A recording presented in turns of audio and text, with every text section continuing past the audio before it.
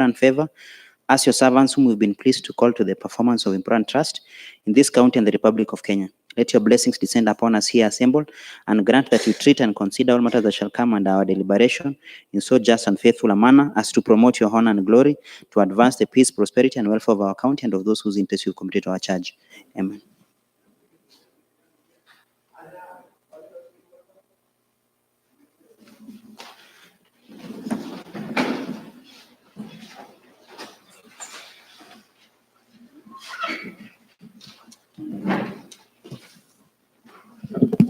Ring the bell for quorum.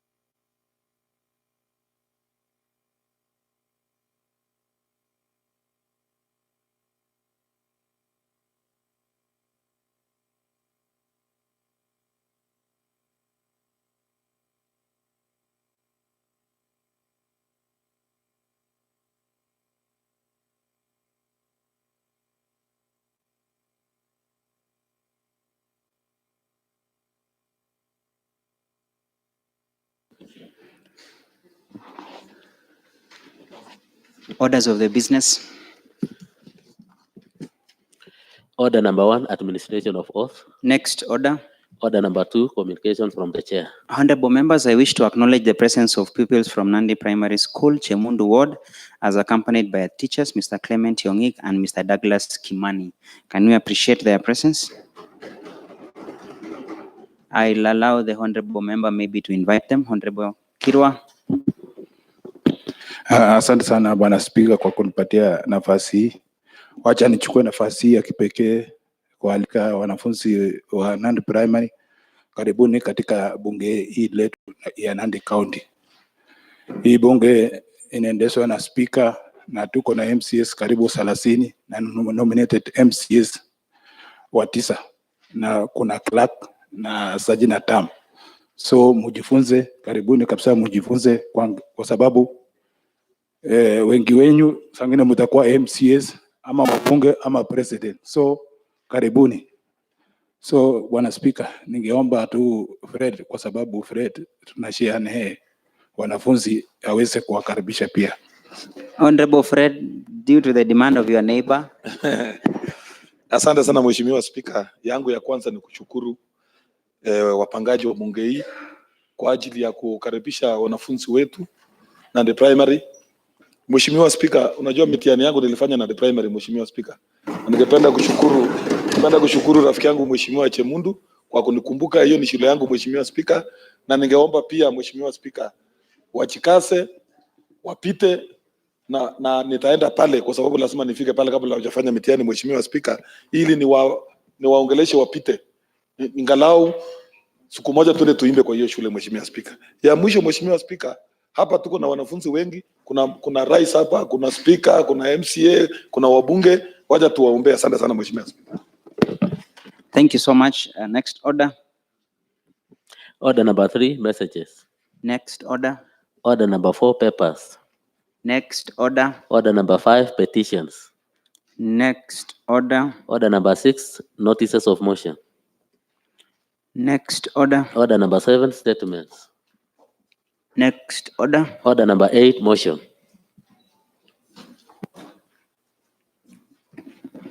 Honorable Majority Leader. Thank you, Mr. Speaker. On behalf of the Committee on Appointments and pursuant to the provisions of Standing Order number 187, it is my pleasure and duty to present to the House the report of the Committee on the vetting of County Secretary nominee.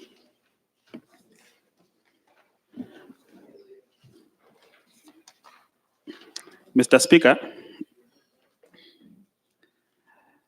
Standing Order number 187 provides the committee with mandate as follows: that there shall be a select committee to be designated the committee on appointment by the County Assembly, consisting of the Speaker as the chairperson, the leader of majority party, the leader of minority party, and not more than 3 other members nominated by the County Assembly Business Committee on the basis of proportional party membership in County Assembly, taking into consideration the numerical strength of parties and interests of independent members. The Committee on Appointment shall be appointed within 7 days of the new Assembly, serve a period for 3 years, and the appointed thereafter shall serve the remainder of the term. Mr. Speaker, pursuant to Standing Order number 44 of the County Government Act, His Excellency the Governor forwarded to the County Assembly the name of Dr. Francis Kipkemboi Sang, nominee for the position of County Secretary, filed a letter dated 17 September 2019 for vetting and consideration for approval by the County Assembly. On 17 September 2019, the Honorable Speaker, pursuant to Standing Order 7 Part 1 of Public Appointments County Assembly's Approval Act, communicated to County Assembly that he had received the name of the said nominee and directed that his name and curriculum vitae be referred to the Committee on Appointment for vetting to the County Assembly. Mr. Speaker, compliance with the provisions of Public Appointments County Assembly's Approval Act 2017, Honorable Speaker, in compliance with the provision of Public Appointments County Assembly's Approval Act 2017, the following procedures were undertaken. 1. The members of the public were invited on the whole to the committee. The invitation was done through print media, the Standard newspaper dated 2019, September. The name and details of the nominee were made public via print media and the official County Assembly website and its Facebook page. 4. The period of notice above was within 7 days. 5. The nominee were invited in writing for vetting. 6. The nominee collected and filled the questionnaires as provided for under the first schedule to the Public Appointments Approval Act 2017. The nominee submitted a fully filled form to the office of the clerk. Committee proceedings. Honorable Speaker, the committee conducted the vetting of the said nominee on 25th September 2019 at the County Assembly's chambers. Official answer detailing the proceedings of the vetting exercise is available at Answer Department. On behalf of the Committee on Appointments, I have the honor and pleasure to present committee report on the nominee for appointment as County Secretary. May I take this opportunity to thank all the members of the committee and the public for the input available, valuable contributions during the deliberations and vetting. And moreover, I want to thank the members of the County Assembly for making effort to attend the interview. Honorable Majority Leader, for the report now, you go straight to Yes. the findings, The findings, Mr. the Speaker. recommendation, and so that we open for discussion. Mr. Speaker, maybe I can only say something about academic and professional experience. The candidate for the County Secretary, Mr. Speaker, he holds as Doctor of Philosophy in Education, Administration and Policy from Moi University, Master of Education in Education Administration from the University of East Africa, Paraton, Bachelor of Education, Arts, Mathematics and Economics from the University of Egerton, and Diploma in Education Management from the Kenya Education Management Institute. He attended Sojoi High School, where he sat for Kenya Certificate of Secondary Education, and Chepkemel Primary School for Kenya Certificate of Primary Education. On work experience, he serves as chairperson of Strategy, Finance and Development and member of Pioneer International Governing Council from 2017. He is a member of the proposed Koitalel Samoei University Steering Committee since July 2017. He is a member and chair of Human Resource and General Purpose Committee and member of Board of Trustees of Muranga Pension Fund. He has served as a member of Board of Directors of Lapset Corridor Development Authority and also chairperson of Lands Management Committee of Lapset from 2015. He has worked with Lincoln Consultancy, Eldoret from 2014. He served as a board member to the Nandi County Public Service Board from 2013 to 2017. He has served as the acting county secretary to the Nandi County, a position he assumed since 2017, July. Overall suitability, Mr. Speaker, the other part maybe honorable members can be able to access because they have the copies. Overall suitability for the candidate on the position. In the terms of interest in the position of the county secretary, the committee agreed that the nominee had demonstrated interest in the position, having served satisfactorily in the county government before and as acting county secretary.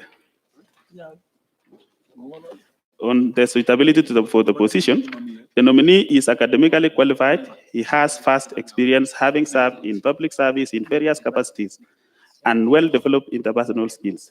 The nominee, based on his academic qualifications, work experience, having satisfactorily served as a board member to the Nandi County Public Service Board and acting county secretary, in public sector and administrative acumen, makes him suitable to hold the position. The committee roots for his capacity to maintain harmonious working relationship between the county assembly and county executive. Committee recommendations. Honorable Speaker, the committee, having regard to Section 7 of the Public Approval of the County Assembly's Approval Act 2017, considered the curriculum vitae of the nominee, having had his oral submissions during the vetting exercise held on 25th September 2019, and having... Honorable Fred, what is it? Ningependa kupata habari kutoka kwa kiranja wetu. Yala anasoma sioni kwa sababu nimeona shahada diploma peke yake, Mheshimiwa Spika. Sioni ingine kwa hii habari tuko naye. Kwa sababu nimesikia ameongea juu ya degree, masters na sioni, Mheshimiwa Spika. So Honorable Fred, you can check page 8, Honorable. Take a seat. Hiyo ndio shahada. Take a seat, Honorable Fred. Both of you cannot be speaking while at the floor. Let him just finish the presentation, not the omissions. The omissions that you feel are missing. As soon as you finish the presentation, you will be among the first to pick out those differences. Mheshimiwa Spika, kipengele namba 90 inasema wazi, lazima uthibitishe yale unasema. Ndio nimeuliza Mheshimiwa Spika, kama hakuna uwezo kuniambia ati ningoje na sheria inakata. Honorable Fred, I'm sure you were quoting the standing order, which again demands the order. I have not disputed. Your matter will be settled. We cannot proceed with even any other thing. I wanted him first to read because he's just reading the report. Once he finishes where he stops, that's when you say from what he has read, because you will know what is missing after he has read through. So let him just finish reading through and then you come in first. Mheshimiwa Spika. Yes, Honorable Fred. Unajua kipengele inakataa share asiendelee kwa sababu hatuoni. Unajua Mheshimiwa Spika, Honorable Fred, Honorable Fred. Niruhusu Mheshimiwa Spika. Honorable Fred, take a seat first. Take a seat. Just take a seat. Your concern is valid. It is not disputed. I've said let him read, because the first thing that we would have to do is After all, after he has finished reading, the debate cannot proceed until now. If something that needs substantiation, that needs to be substantiated, can be done immediately. But it doesn't make sense, for example, for him to stop where he stopped. I would rather he finishes so that we deal with your issue. So your issue has been sorted. Honorable, I will not allow Honorable Fred. Hoja ni tamu Mheshimiwa Speaker. Yes, Honorable Fred. Iko kwa sheria Mheshimiwa Kiranja kutusomea habari. Na jana Mheshimiwa Speaker, tulimuuliza jana tukiwa bunge hii ya kwamba wapi habari yote Mheshimiwa Speaker. Kulingana na sheria Mheshimiwa Speaker, yeye haruhusiwi kwa sababu jana alipoleta hii habari bungeni Mheshimiwa Speaker, tukamuuliza kwa nini wewe uko naye peke yake, akasema tutawapea. Leo Mheshimiwa Speaker, imekuja kama haina Mheshimiwa Speaker, na wewe unaturuhusu ya kwamba Honorable Fred, ni wasi Mheshimiwa Speaker. Honorable Fred, take a seat. Your point has been Point made. of information, Honorable Speaker. Honorable Cynthia. Honorable Speaker, I think the right question should be all members should be supplied with the copies because I have the copies, Terry doesn't have the copies, Honorable Speaker. So maybe that should be the point. Thank you. So I think the clerk's desk will handle that. Inquiry, Honorable Speaker. Honorable Terry. I would like to inquire on the membership of the committee that dealt with it because it's not odd number, neither is gender complied. So take a seat, Honorable Terry. That is an issue you'll raise, a technicality. Point of inquiry, Honorable Honorable Kipkuri Chepkwony. Honorable Speaker, I wish to inquire from the mover, the leader of majority. I will not go to what Honorable Fred is asking. I would just want to inquire from the leader of majority to confirm that the report with the annexures that are in the report are final. So that, Honorable Speaker, we can deal with the report as it is. We are not going to be asking for beating about the bush. We will deal as it is. If there are any documents that are supposed to be here and they are not here, then we'll deal with it as it is. So Honorable Chepkwony, that's why I'm saying let the majority leader finish. Any documentation missing, that must be, because as Honorable Cynthia said, some have, some don't have. So it's a question of the supply. Honorable Majority Leader, kindly finish your presentation. Thank you, Mr. Speaker.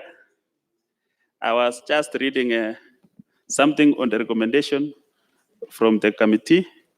And Honorable Speaker, the committee, having regard to Section 7 of Public Approval, Act 2017, considered the curriculum vitae of the nominee, and having had his oral submissions during the vetting exercise held on 25th September 2019, and having further considered the suitability and integrity of the nominee, and pursuant to Section 44, Part 2P, and Section 9(2) of the Public Appointments Approval Act 2017, and Nandi County Assembly Standing Order Number 187, Part 4, the committee recommends approval of Dr. Francis Kipkemboi Sang, nominee for appointment to serve in the position of County Secretary.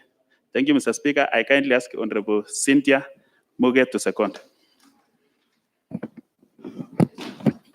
Thank you, Honorable Speaker. I rise to second the motion that Honorable Majority has moved.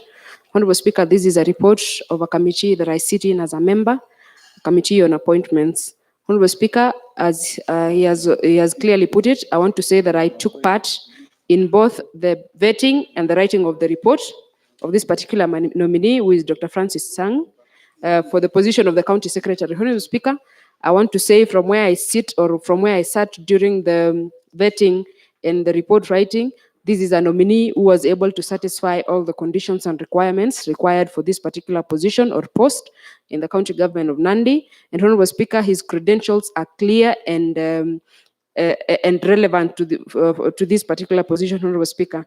And after a lengthy discussion and consideration of all his submissions, Honorable Speaker, including and not limited to having served as an acting county secretary for a long time, Honorable Speaker, that if this House remembers, one Honorable Mengech had questioned why he's still serving in an acting capacity, Honorable Speaker.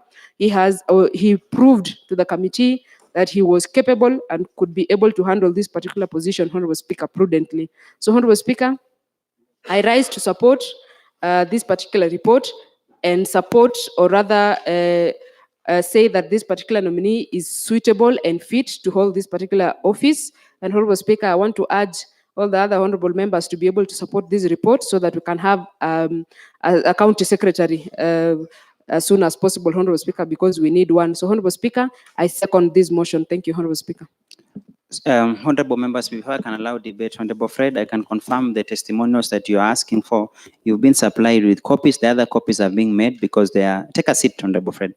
I'm made aware that we only have 7 copies of those documents that were asked for because the photocopier was mostly running the reports on the CCs and they were a bit bulky. So we have some 7 copies and wanted first that to be supplied, but before then, we're also making copies of the rest. I have already instructed the clerk's desk to ensure at least every member is able to get the testimonials, unless there is, I'm guided that yesterday you sought to get the graduate certificates for these particular nominees. So for the 7 Point of copies, inquiry, Honorable Speaker. I'm addressing the House, Honorable Chepkwony. So I want you to be patient. So the 7 copies be distributed to the few, but in the meantime, they are running other copies. I would want them be tabled before the House because the same had been sought by the members. So Honorable Fred, I'm sure you have a copy. Confirm if that is what you are looking for. Point of inquiry, Honorable Speaker. Honorable Hoja Fred, habari Mheshimiwa Honorable Spika. Fred. Ningependa pia Mheshimiwa Spika tuelewane. Kama tutakuwa tutafanya kazi hivi Mheshimiwa Spika, hii bunge itakuwa imeanguka. Kwa sababu gani Mheshimiwa Spika? Ile habari tumeletewa hapa, hiyo ndio tunaongea juu yake. Sasa Mheshimiwa Spika, wewe umechukua mamlaka yako unasema iwekwe juu yake. Na sheria hairuhusu Mheshimiwa Spika. Kwa sababu sasa nikichangia. Point of information, Honorable Fred, Honorable Fred, Sheria ina- Honorable Fred, Honorable members, take a seat. Take a seat, Honorable Fred. Take a seat. One, I would want to understand what your issue is because you stood up and said there's some testimonials you had asked for yesterday, and the move of the motion had promised to avail them. They were they were supposed to be annexed together with the report because the report Information. mentions. Take a seat, Honorable Terry. We need to have decorum. You asked for the same documents. They have been referred to in the report. So it's a question of where are those documents. So they have been presented and more are still being presented because when the committee sat and said, what documents can we can present all those documents, but the bulky nature we said, depending on the request, the same can be verified. As a honorable member, you can be able to seek on the floor of the House. For example, you'll say, I find a certain paragraph, they mention this nominee has a doctorate. Where is the evidence of the doctorate? The same is photocopied, the same is availed to the House of the, to the House members, same has been done. So I'm here to understand, no, Honorable Chepkwony. I want Honorable Fred to come back therefore to tell me what exactly he's asking for. Point of inquiry, Honorable Speaker. Mheshimiwa Spika, Order, honorable members, order, honorable members. You cannot all speak at the same time. If you're not speaking, put your mic off. Honorable Fred was on the floor. So Honorable Fred, I want to give you the chance to raise your issue again. Mheshimiwa Spika, unajua kwa nini ndio nimesema hivyo? Kwa sababu mswada tayari imeidhinishwa kuchangia juu yake. Ndio nilikuwa nauliza kama huyu mtu alikuwa amekuwa na diploma peke yake, amehitimu namna gani mpaka amefika bungeni? Ndio ukasema kuna yale shahada nyingine inakuja Mheshimiwa Spika, na nikauliza kulingana na sheria ya bunge yetu yale imeletwa hapa Mheshimiwa Spika, hautarudia nyingine Mheshimiwa Spika. Kuna siku tuliwahi angusha kitu kama hii kwa sababu moja haikuwa. Na ningependa kukuuliza Mheshimiwa Spika, yale Mheshimiwa Kiranja amesoma ni yale tunachangia. Hata ukileta sasa hivi Mheshimiwa Spika ni makosa. Honorable Fred, Point of information, Honorable Speaker. Take your seats, honorable members. I'm not allowing anyone to speak.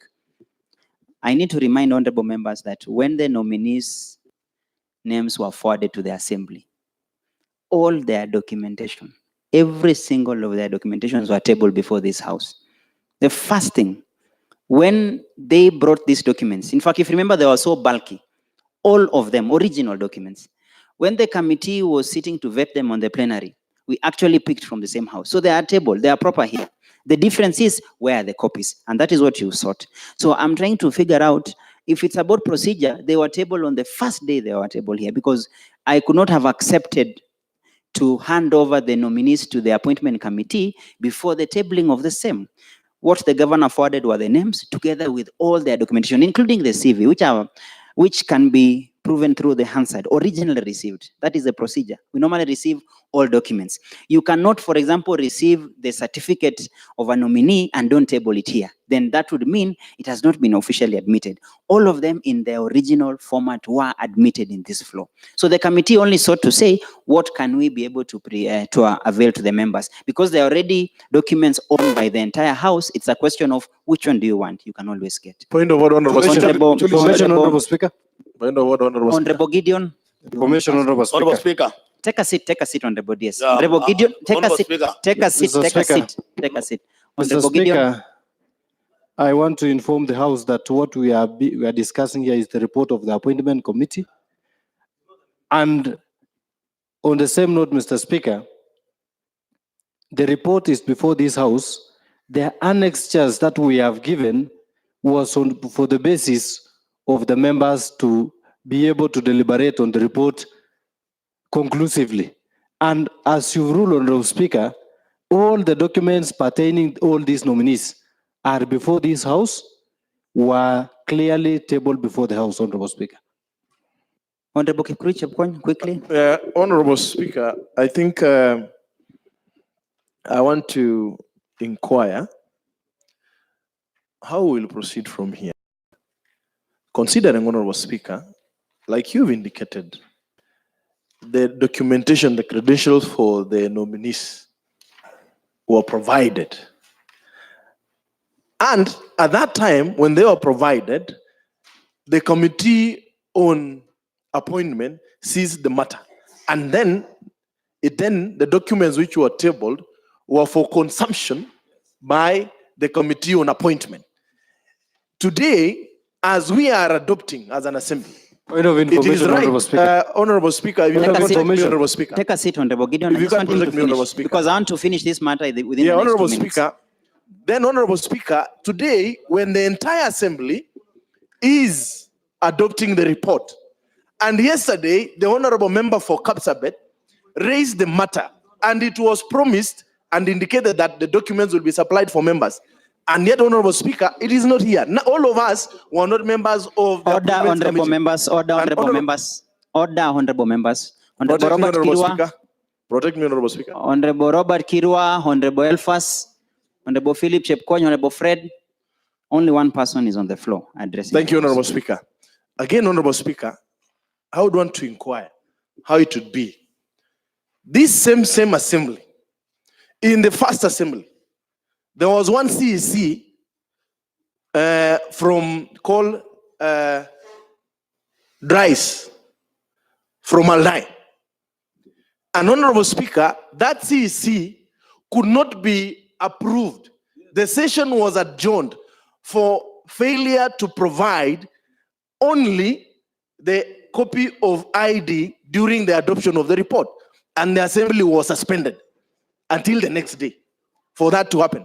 Again, Honorable Speaker, it will be a disservice for one of the nominees, especially the service board nominee, the lady who had been nominated as a member of Nandi County Assembly Service Board and could not be approved because of the absence of the certificate of Honorable from Chepkony. EACC. So, Honorable Honorable Chepkony. Speaker, it will not be right Honorable Chepkony. for us to Honorable- proceed, Honorable Speaker. If I can Honorable allow me to Chepkony. conclude, Honorable Honorable Speaker. Chepkony. I wouldn't allow you also to mislead the House. Take a Honorable seat. Speaker, Take a seat. Take a seat. I'm not On- misleading the House, Honorable Take Speaker. a seat on one fact. On one. Take a Point of seat, it- then I can address you. One fact. No, take a seat. Honorable Fred, I'll not allow. First thing first. You've picked Irene Choge. Irene Choge's order, honorable members. Order, honorable members. Honorable Fred, we're a house of order. Take a seat, honorable Fred. Information. Take a seat, honorable Terry. Take a seat, take a seat, take a seat, honorable Terry. I want us to have some order. Honorable Chepkony, the issue, Honorable Fred, you are getting unruly. Honorable Fred, you are getting out of order. The issue, Honorable Chepkony, that I wanted to correct you is that if you remember, because I think all of us were here, if you remember about the issue about Irene Choge, Fred was the one who raised the issue about the authenticity of the EACC clearing certificate as to the date and what have you. but you've conversed on an issue that everyone has raised. I've already given communication. Number one, honorable members, Honorable Fred raised a question on procedure, whether the same documents can be brought the way they were brought.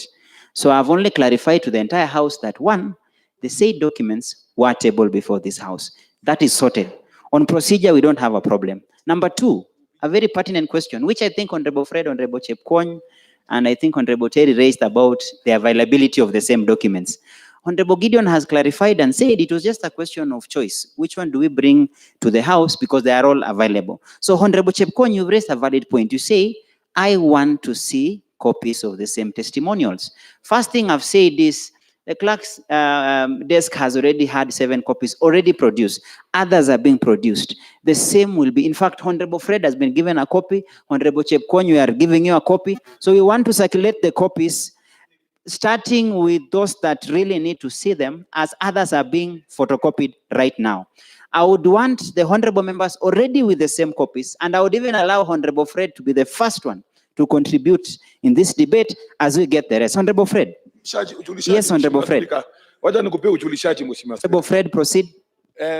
Samani kidogo, mwaka 2013 mwezi wa 3 tarehe 14 ama tarehe ngapi, mheshimiwa clerk, nilikuwa nimeshinda, nilikuwa na makaratasi yote, lakini mheshimiwa clerk alikataa kuniapisha kwa sababu kulikuwa na makosa kama hiyo. Mheshimiwa Speaker, Mheshimiwa Speaker, tarehe kama hiyo tulikuwa na mheshimiwa Jen Chepkorir, jina yake ilikuwa inaanza na J badala ya CH. Mheshimiwa Speaker, mheshimiwa clerk akakataa kuapisha yeye. Mheshimiwa Speaker, nimeshangaa kwa nini leo kipengele ni ile, bunge ni ile, leo mnasema tupitishe. Mheshimiwa Speaker, ya pili Mheshimiwa Speaker, niruhusu Mheshimiwa Speaker, nafasi ni yangu. Okay. Ya pili Mheshimiwa Speaker, wewe ndio kiranja wa hiyo kamati, wewe unajua yale uliletewa. Sisi kama wabunge hatujaletewa Mheshimiwa Speaker. Hiyo ndio maana tunauliza Mheshimiwa Speaker, wale kamati tuliwauliza jana, ila habari mlienda kuchangia Kisumu iko wapi Mheshimiwa Speaker? Leo ndio nimeuliza, nimepewa habari nusu, nimeuliza Mheshimiwa wapi ingine. Makosa yangu ni nini Mheshimiwa Speaker? Wewe unamekataa kutupatia nafasi tuchangie. Sasa inamaanisha kwamba hao watu wanalazimishwa kupitishwa Mheshimiwa Speaker.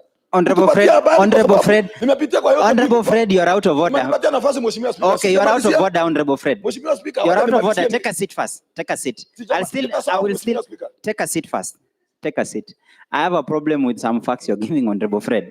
Number one, you said very well that you sought for the information. Can you confirm to the floor of the House that now, as we speak, you have copy of those testimonials? Confirm first. Mheshimiwa Speaker, proceed. Mheshimiwa Speaker, kuna mmoja wa service board. No, we were Honorable Fred, the first thing I think that has only been raised by the majority leader is only the county secretary. The service board, we haven't gotten it there. Sawa Mheshimiwa Speaker. Proceed. Kwa ile habari niko naye mpaka sasa Mheshimiwa Speaker. Yes. Sijapewa chochote, niko na ile shahada ya diploma peke yake Mheshimiwa. I want the clerks to confirm the copies you have. Mheshimiwa Speaker, kindly confirm. Ya pili Mheshimiwa Speaker, nimeshangaa kwa nini wale kamati wote walikuwa kwa hiyo kamati wako na fujo. Ukiangalia mheshimiwa hapa mwenyago hapa, yeye anaweka anangoja Honorable Fred, Honorable Fred, take a seat. Take a seat, Honorable Fred. Point of inquiry, Honorable Gideon, take a seat. There are two things that will Point of inquiry, Honorable Speaker. Yes. One is fujo. Yes. Na kuna kitu alikula. Honorable Fred. Can he justify those two comments? Honorable Fred, you'll have to come back and address the House. You've made claims that one, the honorable member has been unruly. Mheshimiwa Honorable Fred. Mheshimiwa Speaker,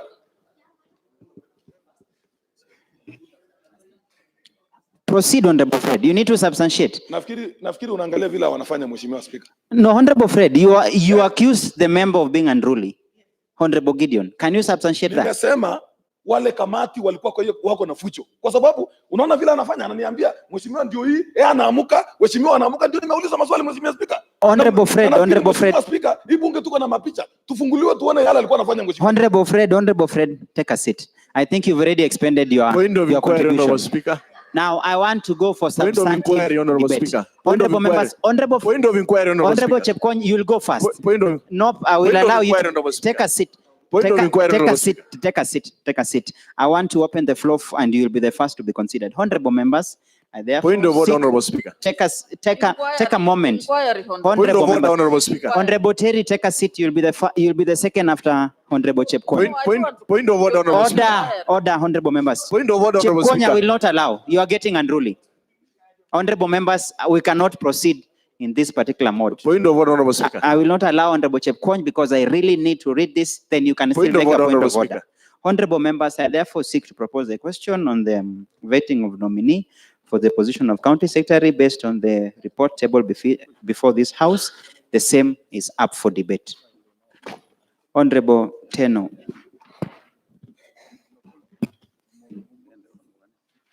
Thank you, Mr. Speaker. Mr. Speaker, I rise to support the report on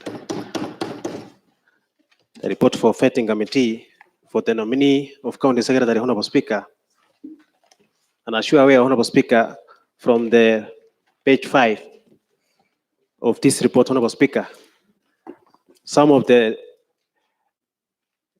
documents, Honorable Speaker, which was to be considered before this nominee was considered, Honorable Speaker, is one, it should be a citizen, Speaker, potential conflict of interest in knowledge relating to specific position, the overall suitability of the position, tax compliance, and integrity, Honorable Speaker. And you went ahead, Honorable Speaker, with the committee to say that the committee has had a pass mark of 70% of each nominee. And Honorable Speaker happened to attend the vetting process of Dr. Francis Kipkemboi Sang, Honorable Speaker. And by the work and professional experience, Honorable Speaker, you find that this person, Honorable Speaker, is overqualified to hold the position, Honorable Speaker. And I raise to support, because, Honorable Speaker, we have been in this county and missing the county secretary in place, Honorable Speaker. And by virtue that we have been given this mandate, Honorable Speaker, I raise to support, Honorable Speaker. When you see on all the items, Honorable Speaker, raised, like the tax compliance, the integrity, Honorable Speaker, the committee was convinced that the nominee for the county secretary, Dr. Sang, Honorable Speaker, had an integrity, the integrity is unquestionable, Honorable Speaker. Honorable Speaker, again on the issue of recommendation, Honorable Speaker, that the committee having regard to Section 7 of Public Approval Act of 2017, considered the curriculum vitae of the nominee and having had his oral submission during the vetting exercise held on 25 September 2019, and having further considered the suitability and integrity of the nominee and pursuant to Section 42B and Section 9(2) of the Public Appointment County Assembly's Approval Act 2017 and Nandi County Assembly Standing Order 1874, the committee recommends approval of Dr. Francis Kipkemboi Sang to be the County Secretary of Nandi County, Honorable Speaker. So I rise to support, Honorable Speaker. Thank you. Honorable Terry, you've been standing on a point of order and inquiry. I would allow your point of order before I can nominate the next speaker. Honorable Terry. You are not on microphone. Thank you. My issue was on the composition of the appointment committee, Honorable Speaker.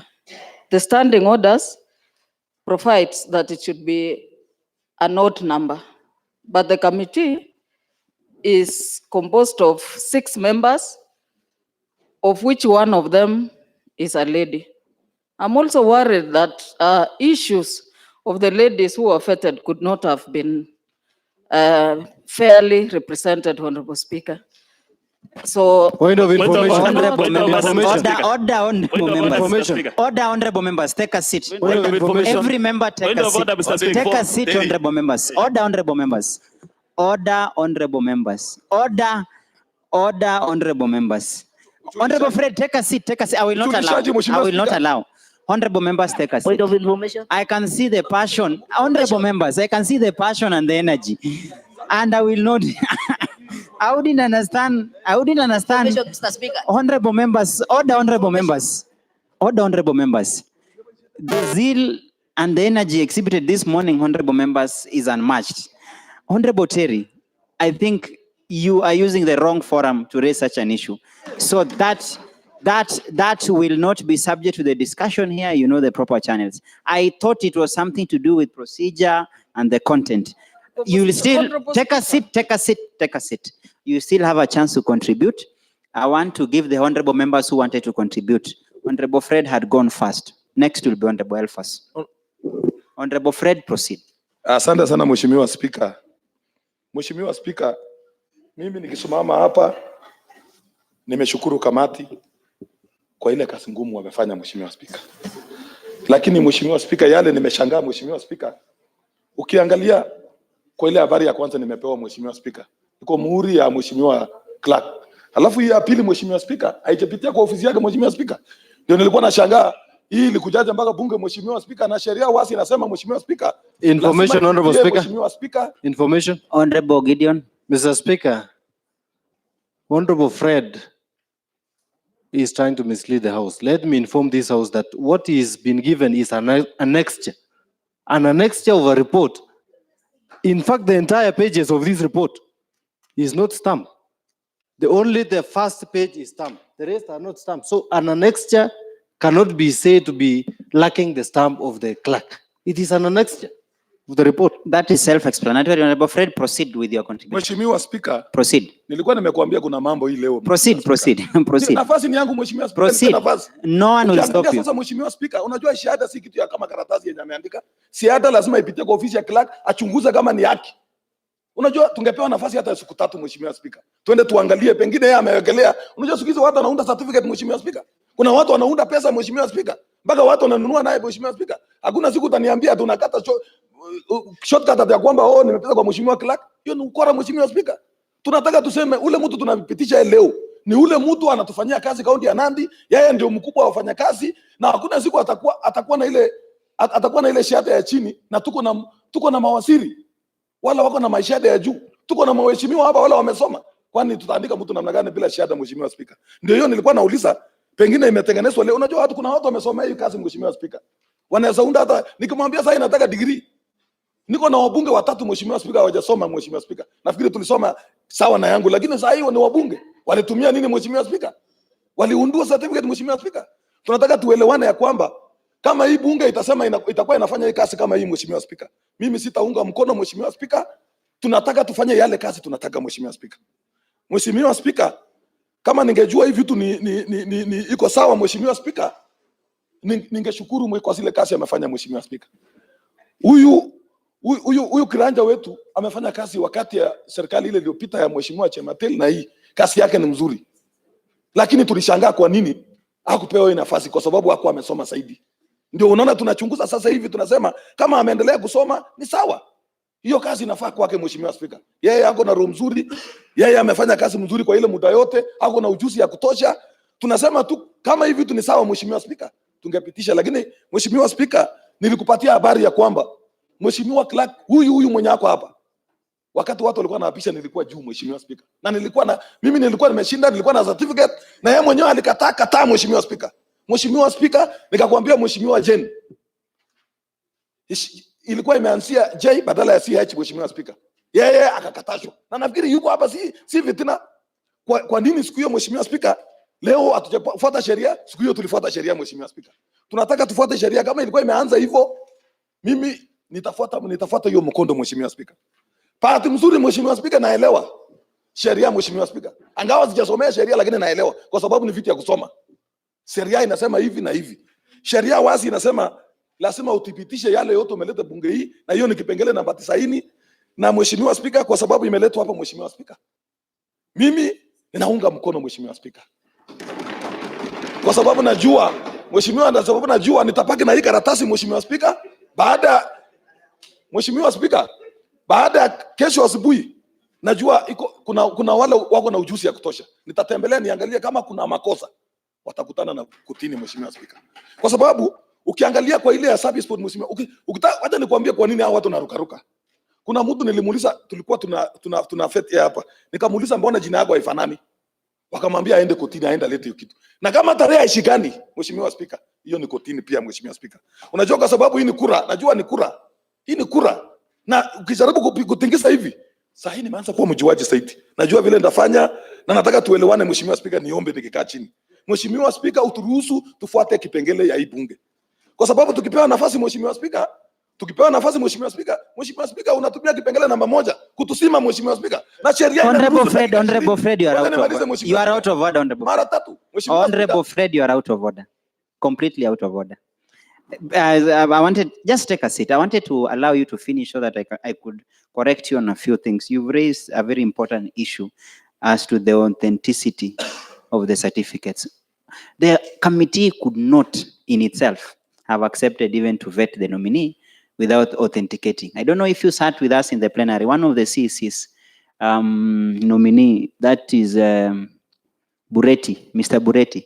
We had to ask him to furnish us with publications, not even just the certificate, publications to back up what he was saying.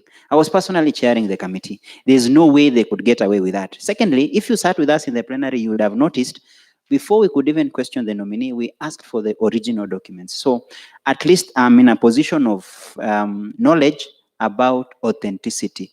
What I agree with you is a question of timely availability of the same. But I want to assure you, don't get a doubt as to the authenticity of the certificates. And I'm happy that you are insisting on something that is authentic. As long as it is real, you are in support. I have no problem with that. So I wanted you to finish your presentation, then Honorable Elfas. Mheshimiwa Speaker, ile yale nilikuwa naomba Mheshimiwa Speaker. Unajua kipengele inaniruhusu niongee dakika 20. Dakika 20. Lakini sheria inasema Mheshimiwa Speaker anaweza amua kuweka wakati nafasi. Aseme uwezaongea kwa teka tano. Lakini mpaka sasa hivi Mheshimiwa Speaker pati iko nafasi kwa sababu nafasi ni yangu kwa sababu hakuna sheria umeweka Mheshimiwa Speaker uniruhusu nimalize. That has not been denied on the board. Mheshimiwa Speaker, and that's why you're on the floor. Proceed. Mheshimiwa Speaker, ukiangalia kwa Francis Sang, Mheshimiwa Speaker, yeye tumefanya kazi na yeye. Mimi hata siku moja hatujawahi kukosana, lakini nimeshukuru, wacha nishukuru kamati kwa yale amefanya. Na ningependa kuambia Mheshimiwa, ingawa kama kutakuwa na makosa, nafasi inaturuhusu tupeleke kotini Mheshimiwa Speaker. Mimi nimeamua kupitisha Mheshimiwa Speaker, lakini kwa maswali Mheshimiwa Speaker. Kwa maswali Mheshimiwa Speaker. Kama yeye anaruhusiwa kuendelea na makaratasi, hata mimi naye nataka nipewe nafasi nikuwe na shahada nikuwe gavana Mheshimiwa Speaker. Kwa sababu kila mtu anapata karatasi Mheshimiwa Speaker.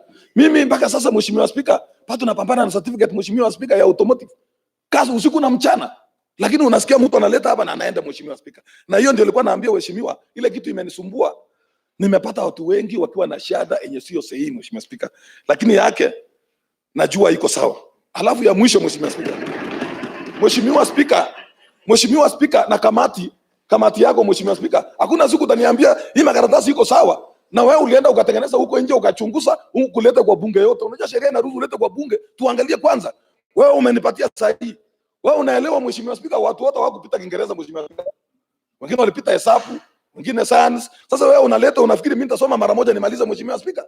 Ndio nilikuwa nauliza, pengine kuna ujanja Mheshimiwa Speaker ndani na kamati yako ndio hii mtu upite Mheshimiwa Speaker.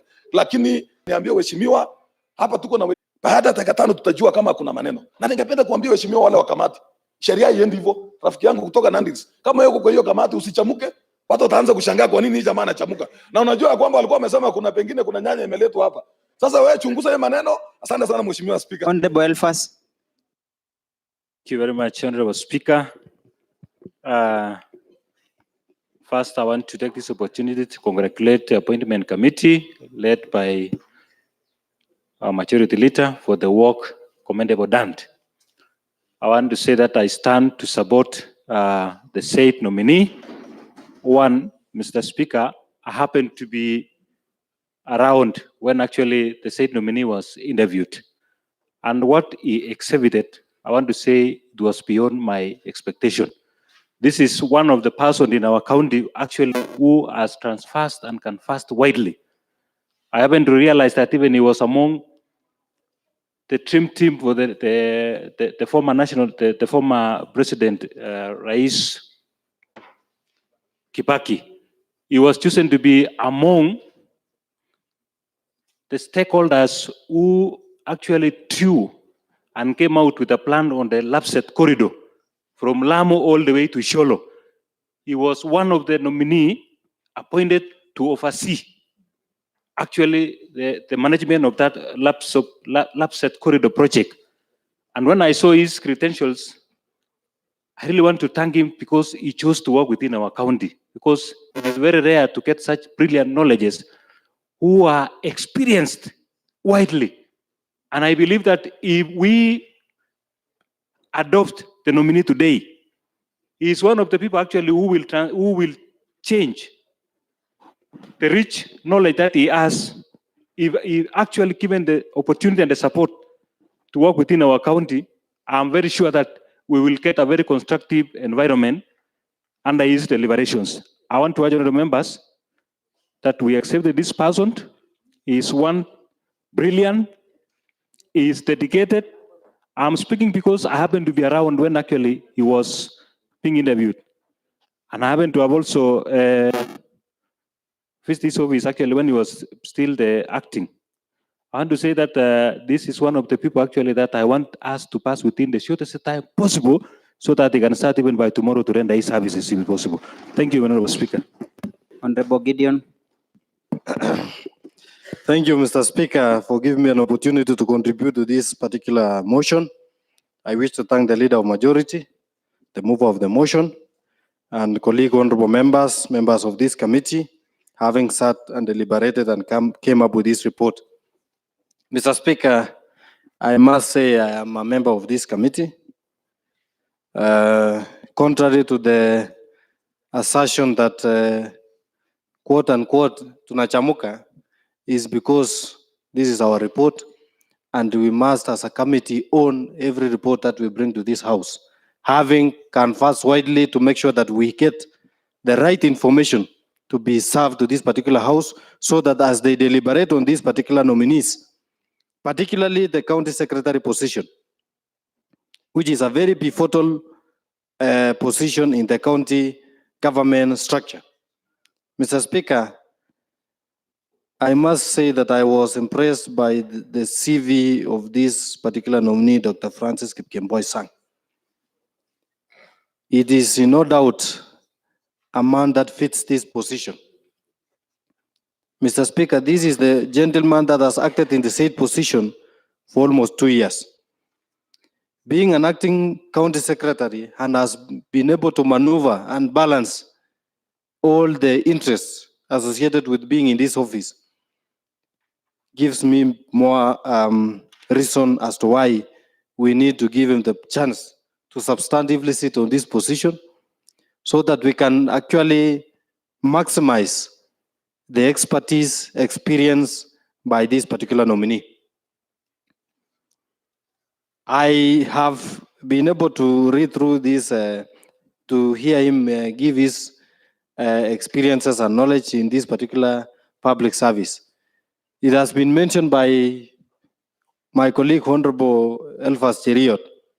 One of the things that I wanted to mention about him being one of the people that was nominated by the former president when he was coming up with the Vision 2030, the infrastructural programs that were supposed to be rolled out in this particular country, including the Lapset Corridor.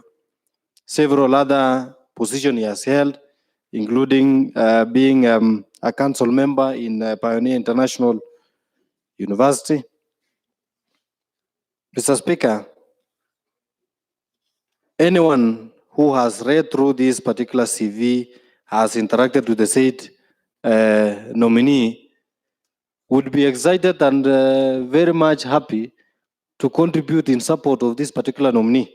So as a member of the appointment committee, I must say that we were impressed by his academic credentials. Honorable Fred has talked of authenticity and the rest. I can see from this particular report, we've summarized clearly, including giving all the aspects or areas that this particular nominee is able to engage in.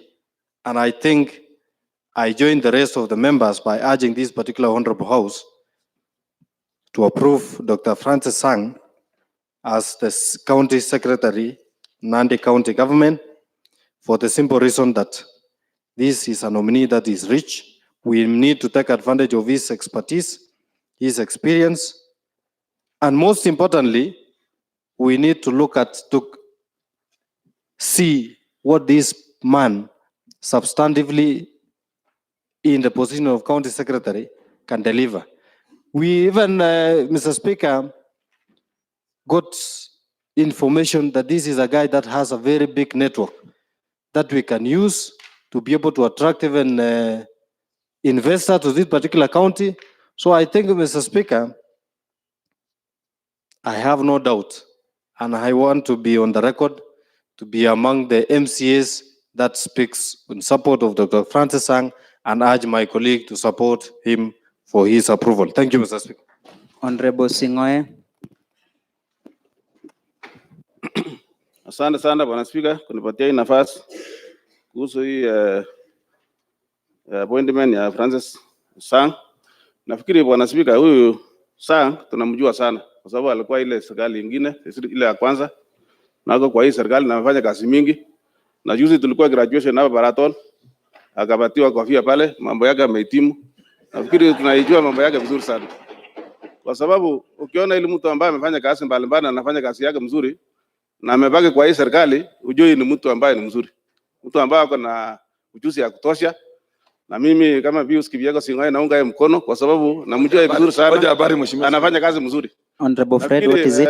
Mheshimiwa Spika, ningependa kupata habari kwa rafiki yangu mheshimiwa vile ameongea kwamba wewe alipewa kofia. Hata mimi nilipewa kofia nikienda mchezo wa Eldoret mheshimiwa. Ni kofia aina gani mheshimiwa Spika, kwa sababu lazima Honorable Fred, take a seat. Finish, Honorable Singoe. Asante sana Bwana Spika. Unajua Fred ako na mambo mengi sana. Hata angewacha akipiga kitu ujue tumejua akili yake. Akipiga kitu ndiye anaunga mkono. Ndapokuwa anasumbua sisi akili bure. Nafikiri Bwana Spika, naunga mkono kwa sababu mtu ambaye amefanya kazi na tunajua tunaunga mkono. Kuna mtu ambaye tunaweza patia kazi ambapo hajafanya chochote, atuelewi atafanya kazi gani, lakini huyu tunaona kwamba amefanya na atafanya. Mimi naunga mkono sana bila kupoteza wakati. Honorable Sang. Asante sana Mheshimiwa Spika, nimesimama kuunga Daktari Francis Sang. Mimi najua yeye, tumefanya kazi na yeye kutoka mwaka wa 2013 na Mswahili Mheshimiwa Spika alisema chema jachiuza kibaya jachitembeza. Ningesema kwamba sibingi, nataka niseme huyu Sang atungatumia hata muda mwingi kuongea maneno yake kwa sababu maneno yake imeonekana. Mheshimiwa Spika, yeye ni mtu ambaye anafanya uhusiano nzuri kati ya wale upande wa governor na upande wa assembly. Yeye amekuwa akihudumu kama acting, Mheshimiwa Spika, na ile kazi ambayo alifanya kwa muda wa mwaka 2 imepita kwa ile muda ambayo tulifanya kwa miaka 5 wakati ule mwingine. So nataka niseme ya kwamba niombe waheshimiwa wenzangu ya kwamba tutumie muda fupi kuongelea huyu mtu anaitwa Sang kwa sababu najua kazi iko mbele. Na nataka niambie waheshimiwa ya kwamba tusipinge kila kitu. Tusiwe na shuku na taruku kila wakati mtu akisimama akiongea. Unajua ya kwamba sisi ni watu ambao mimi najua Mheshimiwa Materia anachangamuka ovyo ovyo. Hiyo ni kawaida yake. Mimi najua yeye kwa muda mwingi ya kwamba Mheshimiwa Spika, honorable members, order honorable members. Order honorable members. Mheshimiwa Spika, wacha niseme kumaliza kwamba huyu Francis Sang. Hoja habari mheshimiwa. Naomba ya kwamba Honorable Fred, what is it? Mheshimiwa Spika, ningependa kupata habari kwa bunge hii. Take a seat, Honorable Deputy Speaker. Nilikuwa nafikiri Mheshimiwa Spika, sitaji habari hiyo Mheshimiwa Spika, sitaji. Take a seat. Proceed, Honorable Fred. Mheshimiwa Spika, ningependa kupata habari bunge hii Mheshimiwa Spika, kama kiranja wetu anaongea kwa njia ya heshima ama anaongea kwa njia gani? Kwa sababu bunge Mheshimiwa Spika lazima aongee kwa heshima Mheshimiwa Spika. Kipengele inaruhusu uliza hoja yoyote bunge hii Mheshimiwa Spika. Na Mheshimiwa Terry ameomba hoja habari kwako Mheshimiwa Spika, si kwake. Na sheria sijui kama Mheshimiwa iko kwa sheria vile Mheshimiwa anafanya Mheshimiwa Spika. Honorable Terry, you are on a point of order. Point of order, Honorable Speaker. Let first Honorable Terry to go ahead. In relation to what... but I would allow her first to raise and then you can follow up with the point. I would request Honorable Speaker, because what Honorable Fred has raised... Honorable Mengech, proceed quickly. Yeah. The order, is it in order for the Deputy Speaker, a respected House Leader, to say Honorable Teresa Mayo anachamka ovyo ovyo? Honorable Terry, do you feel well represented? No, I feel disrespected, Honorable Speaker. How can a whole Deputy Speaker, someone I respect so much, and come from your same sub-county, just stands up? Honorable Deputy Speaker, you have to withdraw your statement. Okay, Mheshimiwa Speaker. You have to withdraw and apologize to Honorable Terry. Si kusema kujangamuka ovyo ovyo. Honorable Deputy Nilisema Speaker. kujangamuka. Sikusema ovyo ovyo Mheshimiwa Spika, kwa sababu ovyo ovyo inakuwa mbaya. Honorable Sang, you have to withdraw the statement. You actually mentioned it. You have to withdraw the statement. Heshima Mheshimiwa Spika, ningeomba niweze kuondoa vile nilisema kama nimeongea vibaya, lakini nilikuwa naongea kwa uzuri, sio kwa ubaya. Niseme ya kwamba Mheshimiwa Terry nikisimama anasimama, lakini si kusema ovyo ovyo, lakini nime-withdraw.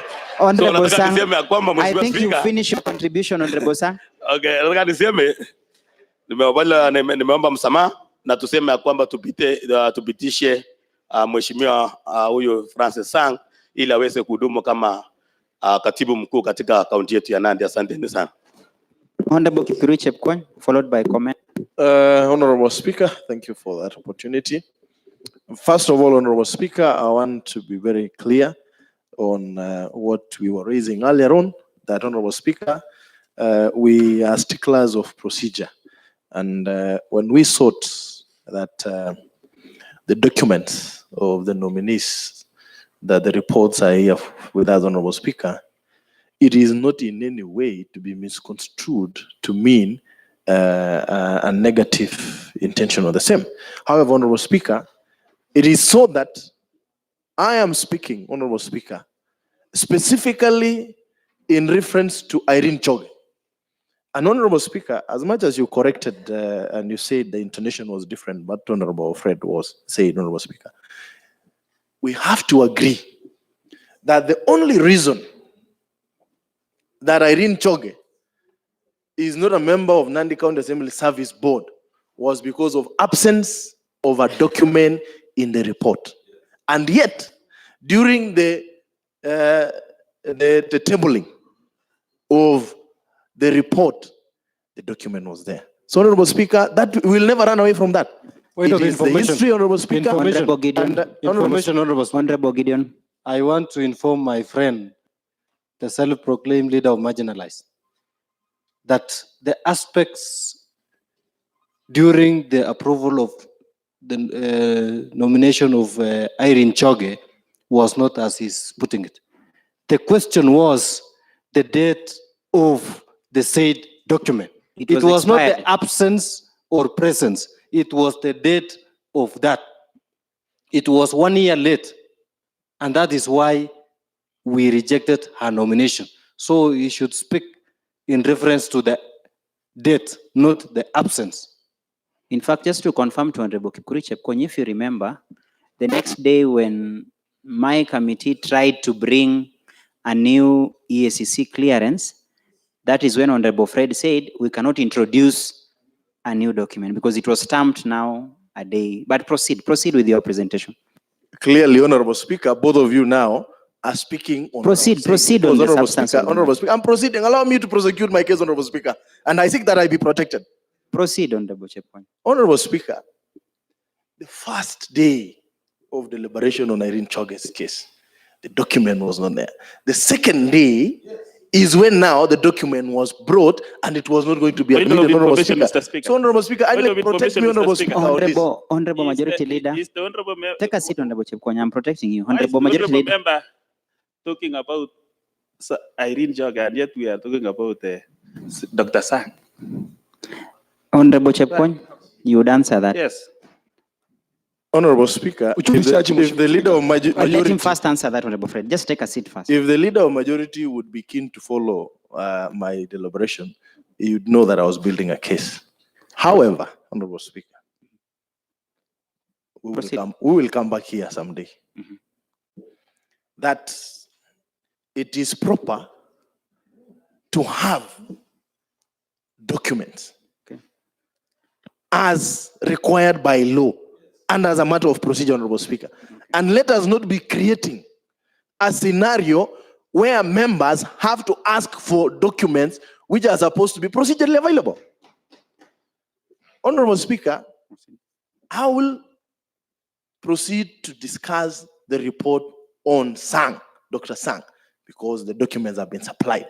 But I'm saying it is improper for any other committee to table a report without the annexures, and yet they have referred to that annexure.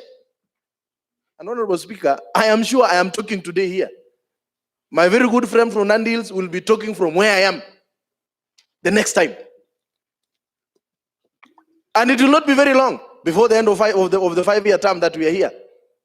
But I will challenge him. It is good to be consistent. And probably at that time, the member for Lesos will remind him that Shem died. And some of us, Honorable Speaker, it is good to be consistent. I would just want to say that. Inquiry, Honorable And Speaker. I will limit myself Inquiry. then, Honorable Speaker. Honorable Gideon. Inquiry, Honorable Speaker. I want to inquire from the Honorable Member what he means by consistency. That I should be consistent. Is there any other day that I have not been consistent in my argument in this house? Or is it my approving of the nomination of Dr. Francis Sang being inconsistent, according to Honorable Kipkruje's point? Can he clearly tell this house Honorable and all and sundry Honorable what Chepkwony. consistency is talking about? Thank you, Honorable Speaker. I will remind, and I'll be very clear and candid to my friend, Honorable Gideon, who we have a lot in common, say for the few times, that, Honorable Speaker, the Honorable Member for Nandi is among us the members in this house that stand on procedure. And he will always go to the greater lengths to ensure that procedure is adhered to. So you can confirm he's consistent. So I want to say, I'm challenging him to remain consistent, because on this, he's becoming inconsistent. No, but you've confirmed he's consistent. So you're but just I'm- asking him to continue being consistent. But on this, he is inconsistent. What is the inconsistency? Honorable Gideon, take Because, a seat. Honorable Speaker, the Honorable Member for Nandi would never allow a report Order. with annexures Speaker. which are not attached. But for this, he's calling on us to allow. But now I've said, for Dr. Francis Sang, Order. the annexures are here, Honorable Fred. which have been supplied while we are already Honorable here. Fred, on a point of order. Mheshimiwa Spika, ningependa kupata habari kama kipengele inaruhusu wakati mheshimiwa anaongea na mheshimiwa pia anaongea, Mheshimiwa Spika. Honorable Fred, I am sure that's a self-explanatory, or it's a rhetoric question, because no two members can speak at the same time. Can only be one member. That's why when I give you a point of order, even the contributor of the motion has to sit. It's only that at times we get too excited and very zealous that everyone wants to speak at the same time, which is completely unprocedural. Kipkurui, would you go straight Point of to order, the Mr. Speaker. Honorable Gideon? Mr. Speaker, you have clearly ruled that the documents of all these nominees were clearly tabled before this house. Is the honorable member trying to use the fact that the report is here today and the annexures have been brought to say that I'm not consistent in terms of procedure? And you have ruled. Is he in order to question your ruling, Mr. Speaker? Honorable Even if Gideon. he sits in the speaker's panel? Honorable Gideon, take a seat. Both of you ironically sit in the speaker's panel. Honorable Chepkwony, would you proceed with the content of the I will proceed, Honorable Speaker, and I will offer my friend proceed on the content? sugarless coffee later. Proceed on the content. Honorable Speaker, for the nominee, Dr. Sang Francis, Honorable Speaker, I offer my absolute support for approval of his name, and for 4 simple reasons, Honorable Speaker. One, he is a well-read gentleman. If you look through the documents, they are genuine, they are legit. And even if, once in a while, Honorable Speaker, you will look at the documents of an individual and you hear the person speak, you see the person walk and how they carry themselves. Some you will find they don't match. But for Dr. Sang, the documents, the person, the talk matches the documents, and it is proof that he went to school. Secondly, like the Honorable Member Singoe from Kaptel Kamoyo said, for one to survive 2 governments, there has to be something that he knows that others may not know. And one thing I know about Dr. Sang, Honorable Speaker, and I'm glad I came during his vetting. I asked him a question which he never answered, whether he's a diplomat, a bureaucrat, or a politician. But I can confirm to this Honorable Speaker that he is a bureaucratic diplomat. Why I say that, Honorable Speaker, is he has a way of getting things done the right way. As much as some may feel it is wrong, he will have done it the right way. And diplomatically, the message will be conveyed. And once in a while, Honorable Speaker, if you notice, for those of us who are in the first assembly, when Dr. Francis Sang was in the service board, whenever decisions were made by the board, which he never felt that they were right, there was always a dissenting report, a dissenting comment. Although many would feel that he would shy away from such decisions, but he was always clear that I didn't feel it was right. So, Honorable Speaker, as for Dr. Sang, he would be right to take the job. Thirdly, the reason why I would approve Dr. Sang is because, Honorable Speaker, the transition period from the first government to the second government is among us the people who midwifed that transition. And to me, it was smoothly done and he handled it well. And all of us know that Dr. Sang was a close confidant of the first governor, Lagat. Somehow, as a bureaucrat, immediately after the nomination of Governor Sang, he changed his loyalty like flash to Governor Sang. And that is why he was able to survive. So for that reason, Honorable Speaker, midwaving the transition period from one government to the next without flaws, I am sure he can be able to handle the affairs of this county. And of course, fourthly, Honorable Speaker,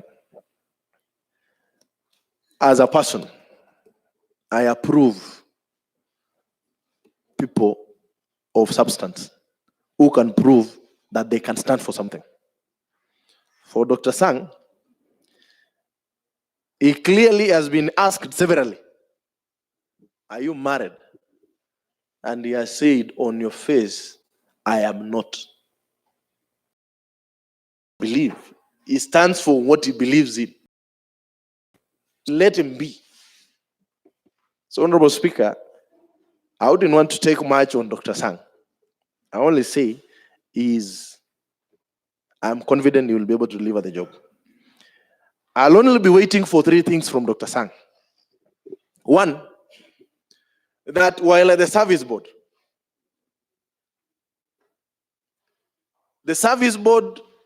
in 2015 advertised for the position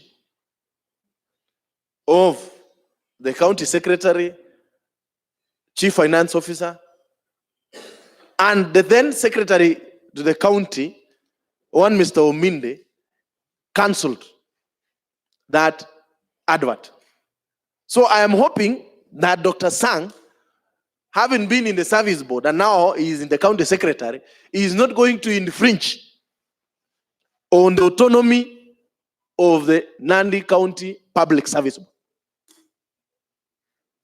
Secondly, is that, Honorable Speaker, 6 years down the line, after devolution, the only county that does not have an organogram, organizational organogram, is Nandi County. Whether it is by design, we yet to understand. I am hopeful that Dr. Sang, now in his position, will be able to bring forth an organogram for management of the affairs of Nandi County Public Service, now that he's going to be the head of it. Thirdly, Honorable Speaker, is I'm very hopeful. We will never forget, and members never forget, that because of the pick and pong, push and pull of the office of the county secretary, the office of the CC for finance, and the office of the CC for health, is when this county assembly was told never to demand any document from the executive. And at that time, Dr. Sang, being an enacting capacity, said, "What do you expect of me? I'm enacting capacity." It will be proper moving forward that the county secretary to be, or when he's sworn in, Dr. Sang, ensures that this county assembly is given the proper cooperation that it deserves to deliver on its mandate, as we give the opportunity to the governor and the executive to implement what is in plan. And Honorable Speaker, I want to go on record that if the office of the county secretary is not going to enhance effective communication and correspondence with this county assembly, I will be the first to take head on the county secretary. Because, Honorable Speaker, we have to get things done the right way. So, Honorable Speaker, it is a task that I'm giving the CS, Dr. Francis Sang. And in conclusion, Honorable Speaker, at this point, the people of Tinderet Ward and Tinderet Sub-County, for that case, who were promised by Governor Sang that the county secretary will come from Tinderet constituency, and more specifically in my ward, at this point, we say it is gone. And it is gone for the longest. Because the position of county secretary is not a 5-year term position that will be offered in the near future. Point of order, Honorable Speaker. Honorable Speaker. Honorable Mengech. Yeah. Honorable Kipkurui, take a seat. Yeah. Honorable Speaker, I don't know whether it's in order for my friend here, Honorable Chepkwony, to insinuate, peddle rumors that his sub-county, his ward, was due to get the position of county secretary. Honorable Speaker, it would be dishonest and insincere for this House to debate and discuss such a falsehood. Honorable Kipkurui. Point of order. Honorable Milka. Thank you, Honorable Speaker. I would like to tell Honorable Kipkurui that why is taking so long, going round and round, is because he was expecting the CS to come from his ward.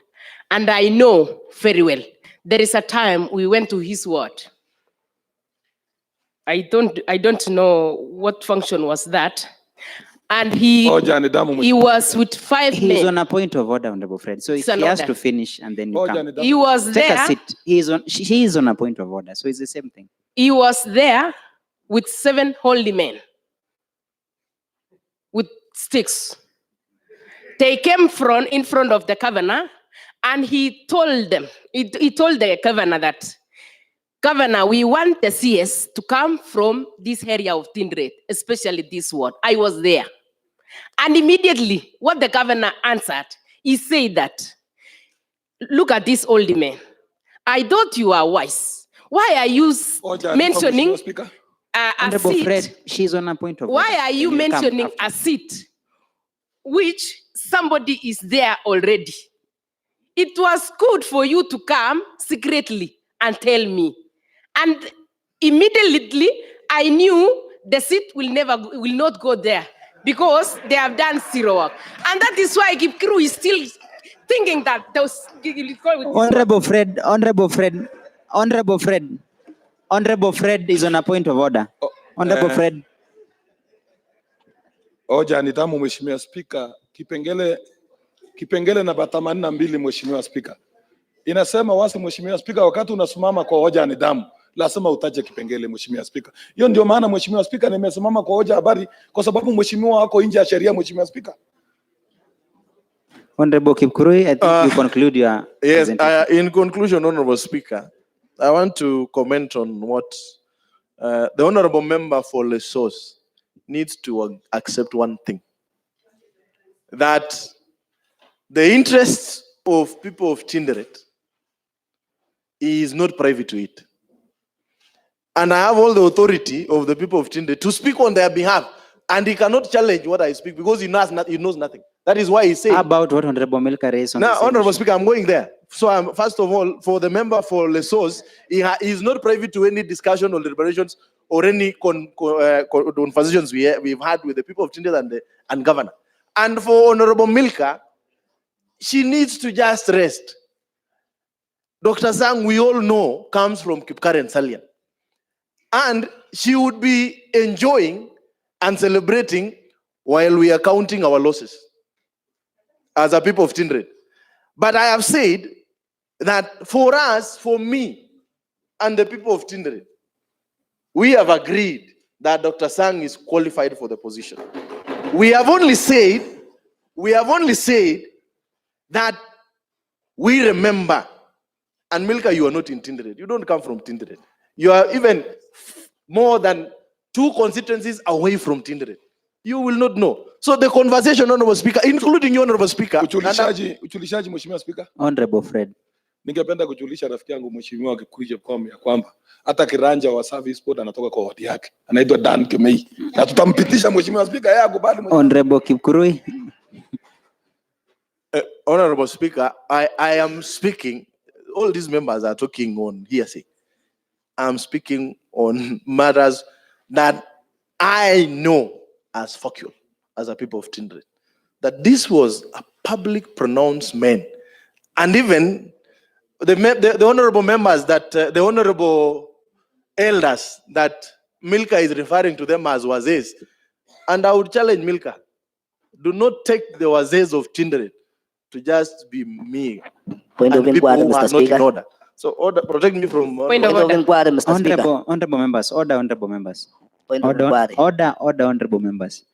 Honorable Milka, take a seat. Honorable Kipkurui, you need to finish because other members are supposed to... Inquiry, Mr. Speaker. You will come after Honorable Sarasar. No, allow me, Mr. Speaker. Proceed quickly, boss. Mr. Speaker, I want to inquire Honorable Kipkurui that is there a MOU made between governor and his residents? Kipkurui, Honorable Kipkurui, I would think you would finish by addressing that. Honorable Speaker, the MOU between the people of Tinderet and Governor Sang is the vote cast. That is the only MOU we have, the vote cast. As for the other MOUs, they will know in the near future. So, Honorable Speaker, in conclusion, as I said, as for me and the people of Tinderet Ward, we accept that, let that position go to one Dr. Sang. We will be there to remember that we were never given what was promised. Thank you, Honorable Speaker. Honorable Fred, what is it? Mheshimiwa Spika, ningependa kujulisha bunge ya kwamba kule Tinderet, Mheshimiwa Spika, tuko na waziri wa michezo. Kule Tinderet, Mheshimiwa Spika, tuko na CEO wa barabara. Kule Tinderet, Mheshimiwa Spika, tuko na CEO wa agriculture. Kule Tinderet, Mheshimiwa Spika, tuko na kiranja wa service board, Mheshimiwa Spika. Ndio nashangaa, Mheshimiwa Spika, Mheshimiwa Chepkwanya analalamika, sisi MGWEN hatuna chochote, Mheshimiwa Spika, na tunaunga serikali, Mheshimiwa Spika. na pengine Mheshimiwa Guru Chepkwanya hajajua ya kwamba Mheshimiwa Spika anatoka Tinderet, Mheshimiwa Spika. Honorable Fred, you are out of order. Completely out of order. I don't think we were discussing positions. Honorable Speaker, Honorable Deputy Speaker, you're standing on what? then I want to inform Kipkirui that we are not having the information or giving the information assembly that are not valid. If Kipkirui talks us, the governor had allowed them and they told them that they will give as a county secretary, those who are here say. You should table here that we have been given a table, they have the MOU, so that when we are discussing, Honorable Speaker, we know that those who are the MOU between the Dindred. So whatever Kipkirui is saying, it is only propaganda, and we are not lead this house with propaganda, Honorable Speaker. Honorable members, that is what under the bridge. Honorable Kipkurui was making his fair comment as a representative of Tindret Ward. That is him and his voters to consider after, not here. But Honorable Kipkurui, you cannot bind the house into such an agreement which was made outside the chambers of this particular house. Honorable Mengech. Honorable Speaker. That is what under the bridge. Honorable Sang, take a seat. Honorable. Take a seat, Mr. Honorable Speaker, I'm Sang. standing. Honorable Mengech, Honorable Comment, then Honorable Cornelius. Yeah, thank you, Honorable Speaker. I've sat here listening to members contribute, and I'm more attracted by the insincerity of some honorable members, but I'm not going to specify the insincerity because I must declare my interests. Yeah, Dr. Sang was my colleague several years ago. He's a senior teacher, some years older than me. He welcomed me to the institution that we taught before he left. So I must declare my interests. In spite of my interests, Honorable Speaker, I'm attracted by comments made, preempted by Honorable Cynthia. She preempted the main issues that I wanted to raise. Dr. Sang has acted in that capacity since July 2017. That is in excess of 2 years. Honorable Speaker, as Honorable Chepkwony says, we are a house of procedure. The law is the law. The law is the law. I was trying to check what the law says about acting capacity. It may not be in the position of Dr. Sang to have allowed himself to act longer than the prescribed period. The County Governments Act, Honorable Speaker, talks about acting appointments shall be made only by the lawful appointing authority and for a specified period. Honorable Speaker, being in an acting capacity for 2 years is disastrous. That is why I talked about insincerity. Honorable Chepkwony was not courageous enough. That is why he wants to forestall any criticism that may have occurred in the office of the acting county secretary. He was not courageous enough. He only wants to forestall that discussion by saying that he supports the appointment of Dr. Sang. While in essence, I must tell honorable members that position has never been a gauge. Honorable Speaker, it has never been a gauge, a parameter of performance. You can be the president, but the only line in history will be, he was the 4th president, like Uhuru will be written. He was only the 4th president. When we write the achievements, there's nothing. Honorable Speaker, people have talked about academic. Mr. Speaker. Honorable Gideon. Mr. Speaker, I think Honorable Mengech is making a very serious statement against the head of state. I don't know whether it is in order that that be captured in our answer, that the president, the 4th president will also be known as the 4th president, and nothing to... Honorable Gideon, that can be considered. Take a seat. That should only be considered as a fair comment. And I don't think... Point of information, Mr. Speaker. Honorable Gideon. Point of information, Honorable... That is not a fair comment, Mr. Speaker. It is very disastrous. That is the leader of Jubilee Party, Mr. Speaker. So and the honorable member is imputing that our 4th president has done nothing, Mr. Speaker. And he has just become the 4th president. Honorable... While in our villages, I got electricity, courtesy of the president. When you go to Masov, we have tarmac roads. courtesy of our fourth president and the deputy president. Mr. Speaker, let the member withdraw and apologize, Mr. Speaker. Honorable Majority Leader. Honorable Speaker. Honorable Majority Honorable Leader. Speaker, have as you the finished majority your- leader. Take a seat. Take a seat. Take a seat. Take a seat. Honorable members. Honorable members.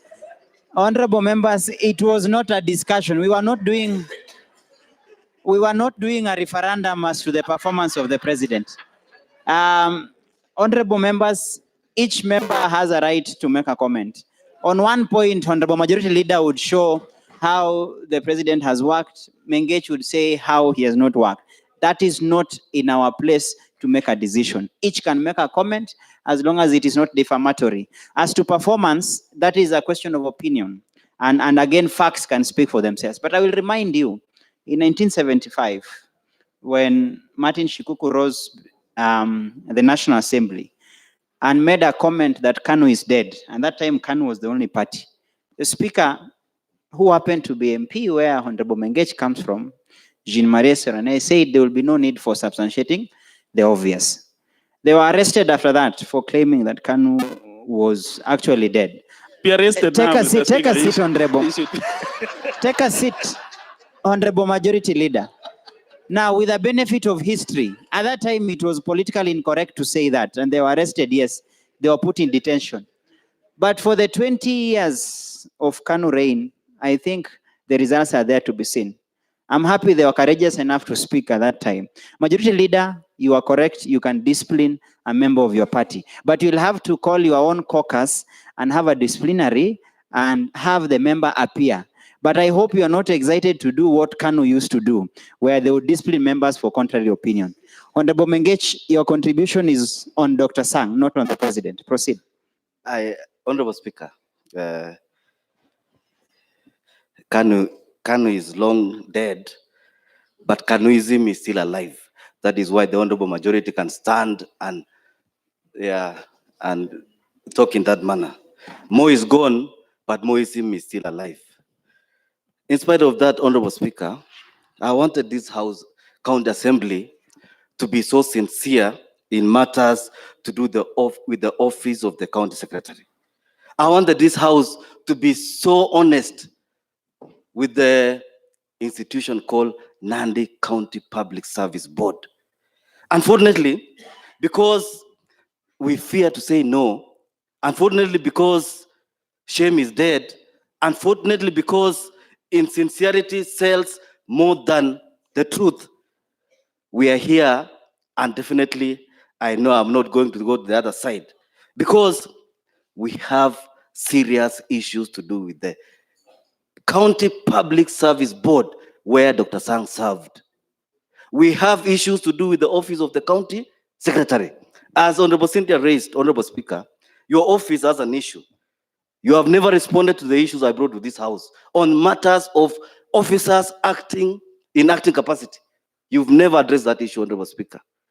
That is why I'm standing here, and for the first time. Point of information. Honorable Gideon. Sorry to interject my colleague, Honorable Mengech. I know he doesn't want interference, but I want to inform the House that the issue of acting was dealt with by a report that was given to the fact that there was a court case when Honorable Francis Sang was acting, because that case could not allow a substantive CS to be appointed.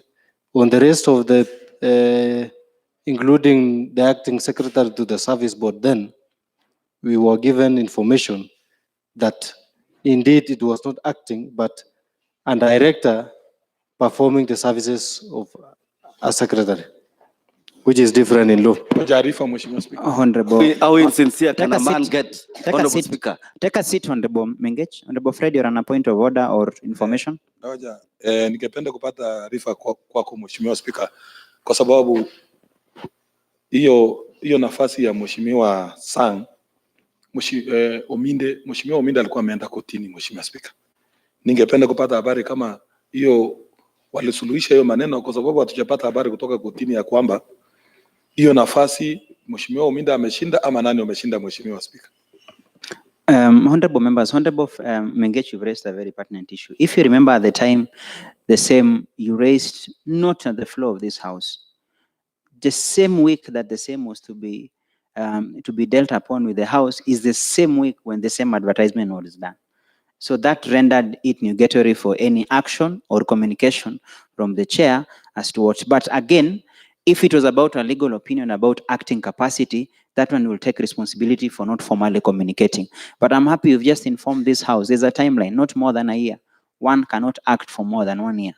I think Honorable Gideon has mentioned that the governor previously has mentioned in his speech that their inability to fill that particular office due to an ongoing court case. Again, the court case was overtaken by events because the petitioner, in this case, Mr. Francis Ominde, ended up assuming similar position in our neighboring county, Vihiga County. So I find that the matter was completely mixed up, that even the parties involved could not ascertain. At the end of the day, the same Mr. Ominde was in a different court, but same jurisdiction, over his same position within Vihiga County, where he has orders to continue acting, but the governor of Vihiga had frozen him. So it was a mixed up. At the same time, when you brought the issue to my attention is Mengech. Mheshimiwa Spika, nilikuwa Take a seat on the Mengech. Nimekuwa nimehoja arifa nipate haki kama Mheshimiwa Ominde alishinda ama nani, na hukujibu Mheshimiwa Spika. Honorable Fred, in my answer I said Honorable Ominde, I think never pursued the matter, proceeded to get a different appointment. As to the letter or as to the determination of the court matter, I wouldn't have that information unless you can find out. But what I remember that it was mixed up. The petitioner took a different job elsewhere. So let's give chance Honorable Mengech to finish.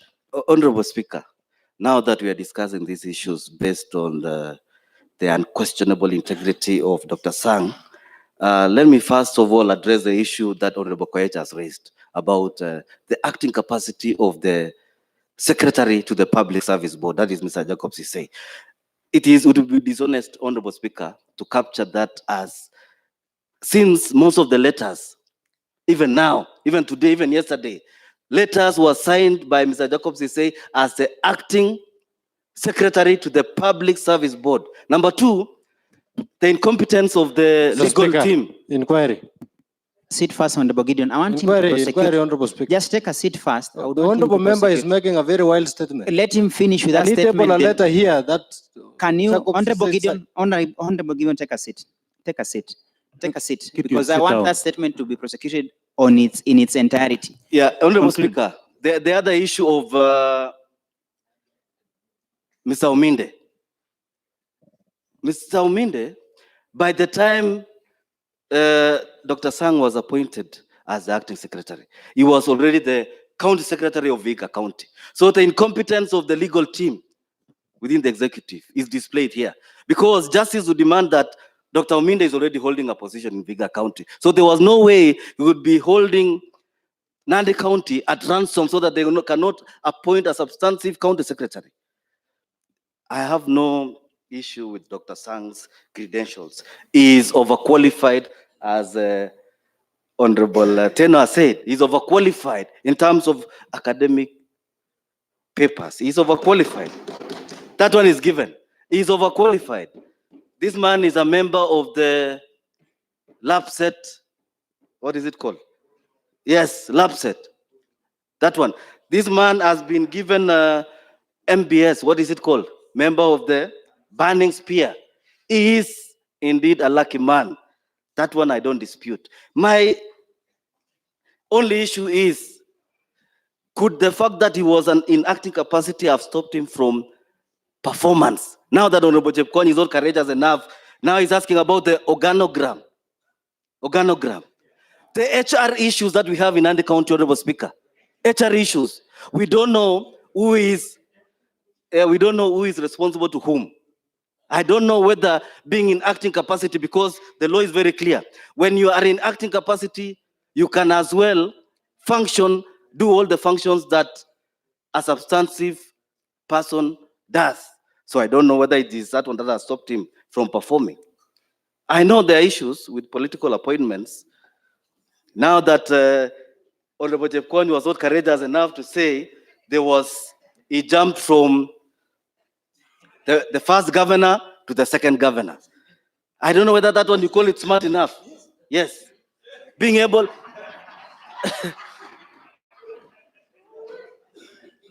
Yeah, Honorable Speaker,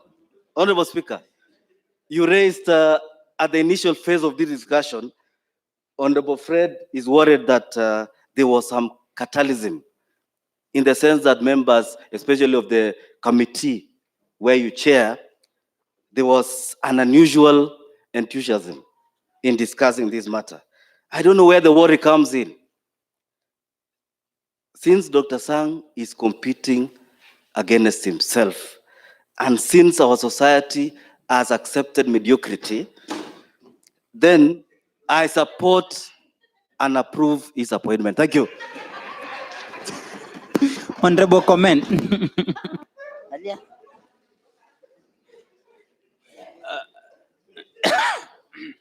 Thank you, Honorable Speaker. Let me start by thanking the committee being for the good report that they've actually brought in. Uchulishaji Mheshimiwa Spika. Honorable Fred, what is it? Mheshimiwa Spika, ningependa kuchulisha Mheshimiwa Lesosi ya kwamba shahada yenye walikuwa nauliza ni ile ya degree peke yake Mheshimiwa. Ile yote ameongea Mheshimiwa Spika haikuwa inahitajika Mheshimiwa Spika. Hiyo ni yake na maisha yake Mheshimiwa Spika. Kwa sababu sheria ilikuwa inahitaji tu shahada ya degree peke yake Mheshimiwa Spika. Honorable comment. Thank you, Honorable Speaker. One is that I would really want to really thank the committee for coming up with a very good report. I think the analysis are very good. From the perspective of the report, we are seeing actually a senior bachelor being the county secretary, and being in that position alone is enough to say that he'll concentrate in serving the people of Nandi, because he would actually be concentrating. Honorable Gideon. Mr. Speaker, I think we need further clarification from the honorable member. Is he insinuating that all of us who are married here now cannot concentrate on the work we are delivering for the people of... Including himself. Including himself. For the people of Terry Quad. Mr. Speaker, I think that's... Honorable comment. Thank you, Honorable Speaker. You as well know that when you get married, when you buy a vehicle, it becomes a second wife because you've got to work for it. So now you've got to work for your family also. But he'll be working essentially Inquiry, for our Honorable county. Speaker. Honorable Cynthia.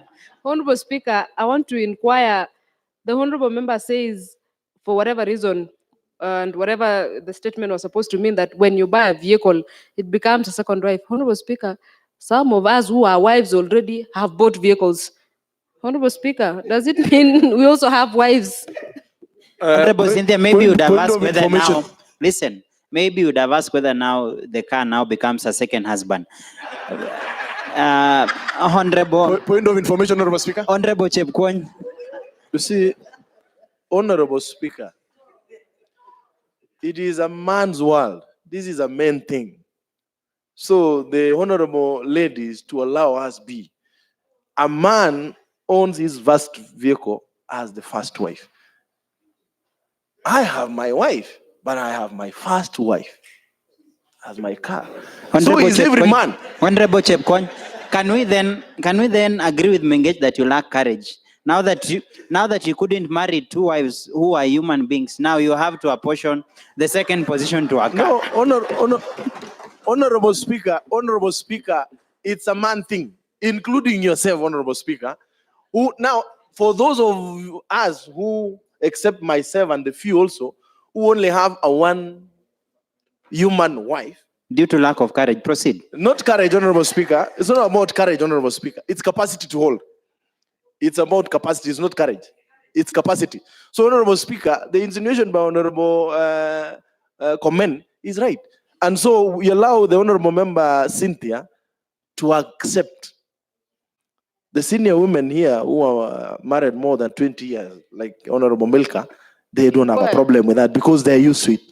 Senior woman is on the floor, Honorable Terry. Honorable Speaker, I'm shocked that being wives We are not even first wives. We have cars parked outside our houses, As being second. first wives, and then where are we? Where are we as women? And where are our cars? We want to begin a revolution. And your cars can be your husbands. Information, Mr. Speaker. Point of information, Mr. Honorable Speaker. Koech, you'd Point of want to information. chip in? I don't think there is anywhere in this report indicating issues to do with women, Mr. Speaker. Honorable members have deviated the motion. The discussion is about the adoption of the report of Dr. Sang. Not first and second wife. The issue of first and second wife will be discussed elsewhere, Mr. Speaker. Honorable comment, proceed. Further information, Mr. Speaker. Thank you. Take a seat, every member. I will not allow information. Honorable members, take a seat. Take a seat. Take a seat. Honorable comment. And don't introduce anything to do with wives. Thank you, Honorable Speaker. From the CV that we have, this gentleman is actually overqualified, and in essence, I would want to quote conspicuous what he wrote, that the essence of knowledge is having it to apply it, not having it to confess your ignorance. So I would believe having all this knowledge would be a plus for him to apply, so that we're able to progress as a county. The way forward, as I would say, from what he's been able to do, he has been a servant to the county. So for me, I would give him opportunity for the following reasons. One is because every day we are born again. What we do today is what matters most. That is what Buddha said one time. So one, I would want him to undo what he did. The staff that we have today in our county are so many. I think when he got in, from some figure somewhere, I think it was around 1,500, and the figure today would actually even be like 3,500 or so. So we are lacking development money because most of the money goes to salaries. And in so doing, the doing was being done by him. So I would wish that we actually give him the opportunity again to undo what has actually happened under his experience. As we speak, people are actually being employed every day. So there is need that we give him that opportunity to really serve us now, that he'll be serving us in a substantive position of county secretary. So I stand to support his nomination. Thank you. Honorable Terry. Thank you, Honorable Speaker, for giving me this opportunity. Despite the fact that I have issues on the constitution of the committee, I stand to support the nomination of one Honorable Francis Sang to the position of County Secretary, where he has been serving in acting capacity. I only hope that once he becomes the substantive County Secretary, he will actually deliver a very proactive cabinet, considering that we've had issues with some of the departments. And the latest one issue that I feel some of the CECs or CEOs are not doing is even simple organizations like the celebrations of Kipchoge, Eliud Kipchoge, where we had only one screen in Kapsisiyo, but the organization was so poor that no one could even see Kipchoge finish the race because of lack of proper organization. I really hope the county secretary will try and ensure that the cabinet is proactive in every kind of way. Like many members have said, Francis Sang is one very humble gentleman, very soft-spoken, with a lot of, he has a lot of understanding, psychological understanding of human beings, because once you are there, you become so comfortable that even if you're not served properly, you tend to forget because of how he handles issues. I only hope that he becomes firm in ensuring that some of the issues required by the assembly and the runnings of the department will be seen to deliver on the same. Otherwise, I support his, I worked with him even before he came to the county as the principal of one school in Kosirai. And I know he can deliver if he means to deliver. So I support. Thank Honorable Some.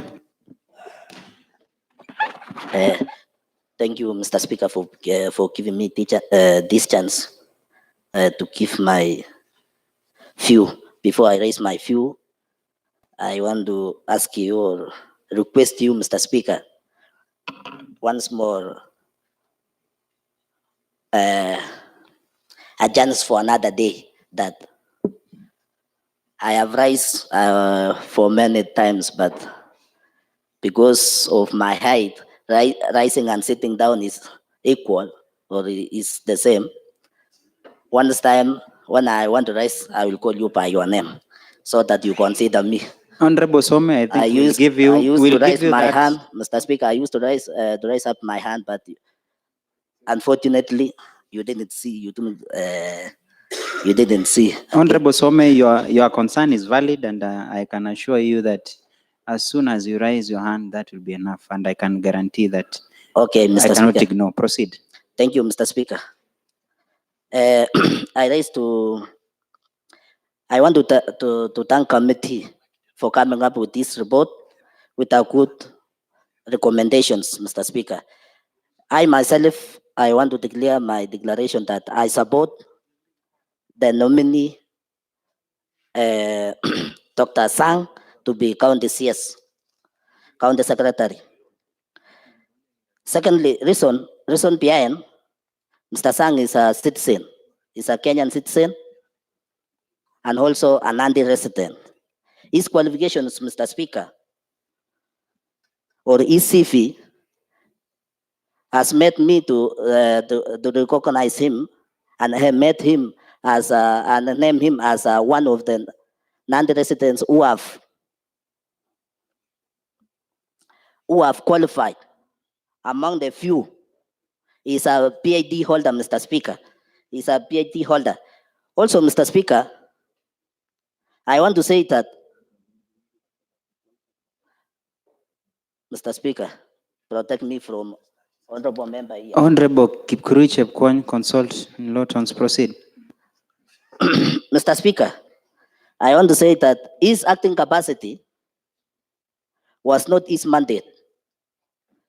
For Honorable Mengage to say that he is not genuine for acting more than 6 months, it is right, but it was not his mandate to prove himself to be a permanent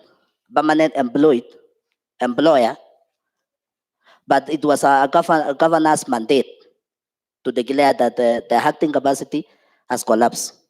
So, Mr. Sang is a genuine. His experience, Mr. Speaker, has worked in different sectors, Mr. Speaker. He's a member of Koitale University, a member of, and also a member in the site of community service, Mr. Speaker. He has he's a chair of Board of Management of Kamunjil, Vice Chair Board of Management, Chepkemel. You have seen, Mr. Speaker, and he's also a cashier member, elected Vice Chair, Mr. Speaker. Secondly, Mr. Speaker, I believe in this world, no human is 100%, Mr. Speaker. Every human has got his or her weakness. And when we follow, or when we say is weak. Everyone is weak by its own, Mr. Speaker. But the strongholds of Mr. Sang is more than his weakness, Mr. Speaker, in terms of his provision. So, Mr. Speaker, before I sit down, I also support Mr. Sang because he's my neighbor. And also, I am a religious, Mr. Speaker, and I believe in Bible. And I quote the Bible where it says, love your neighbor as you love yourself, Mr. Speaker. Thank you, Mr. Speaker. Honorable Hillary, I'll give Honorable Milka the last as the honorable member for the nominee. So Honorable Basan, we finish with Honorable Milka. Thank you, Mr. Speaker. Mr. Speaker, like my many colleagues who have stood and supported, I want also to support the nomination of the appointment, rather, of one Dr. Francis Sang as the County Secretary of Nandi. Mr. Speaker, in summary, I will say he is qualified and he is suitable as established by the committee. Mr. Speaker, to be fair, Honorable Komen has left. But I hope he meant well when he said the issue of being bachelor. Because even Paul, when he wrote to the Corinthians, he said, whoever is married is worried about what he will do to the wife or to the husband. So in this case, Mheshimiwa Spika. Honorable Fred. Kipengele namba 102 Mheshimiwa Spika. Inasema wasi wakati mheshimiwa yote anaongea, hakuna mheshimiwa yote ama mtu yote anapita mbele yake Mheshimiwa Spika. Lakini ukiangalia kipengele sasa vile mheshimiwa Kurije kwa na mheshimiwa Clark vile wanafanya, kipengele haiwaruhusu Mheshimiwa Spika. Fair enough, Honorable. So, Mr. Speaker, with that regard, I hope and I really believe that the member here, Dr. Francis Sang, is suitable because he will have more time to concentrate on these matters. And of course, together with the qualification that he has. So like my colleagues, Mr. Speaker, I support the report. Thank you. Honorable Ngetich, quickly. Thank you, Honorable Speaker. But I want also to thank you for giving me this opportunity to hear my views concerning the appointment of Honorable Dr. Sang to serve this county as the county secretary. First, Honorable Speaker, I want to thank the committee for coming up with a comprehensive report. Awarding Dr. Sang 70 marks must have done a wonderful job, Honorable Speaker. It shows that no one is 100%. Having Dr. Sang having served on an acting capacity for the last 2 years, it shows that he is a hard working servant, Mr. Speaker.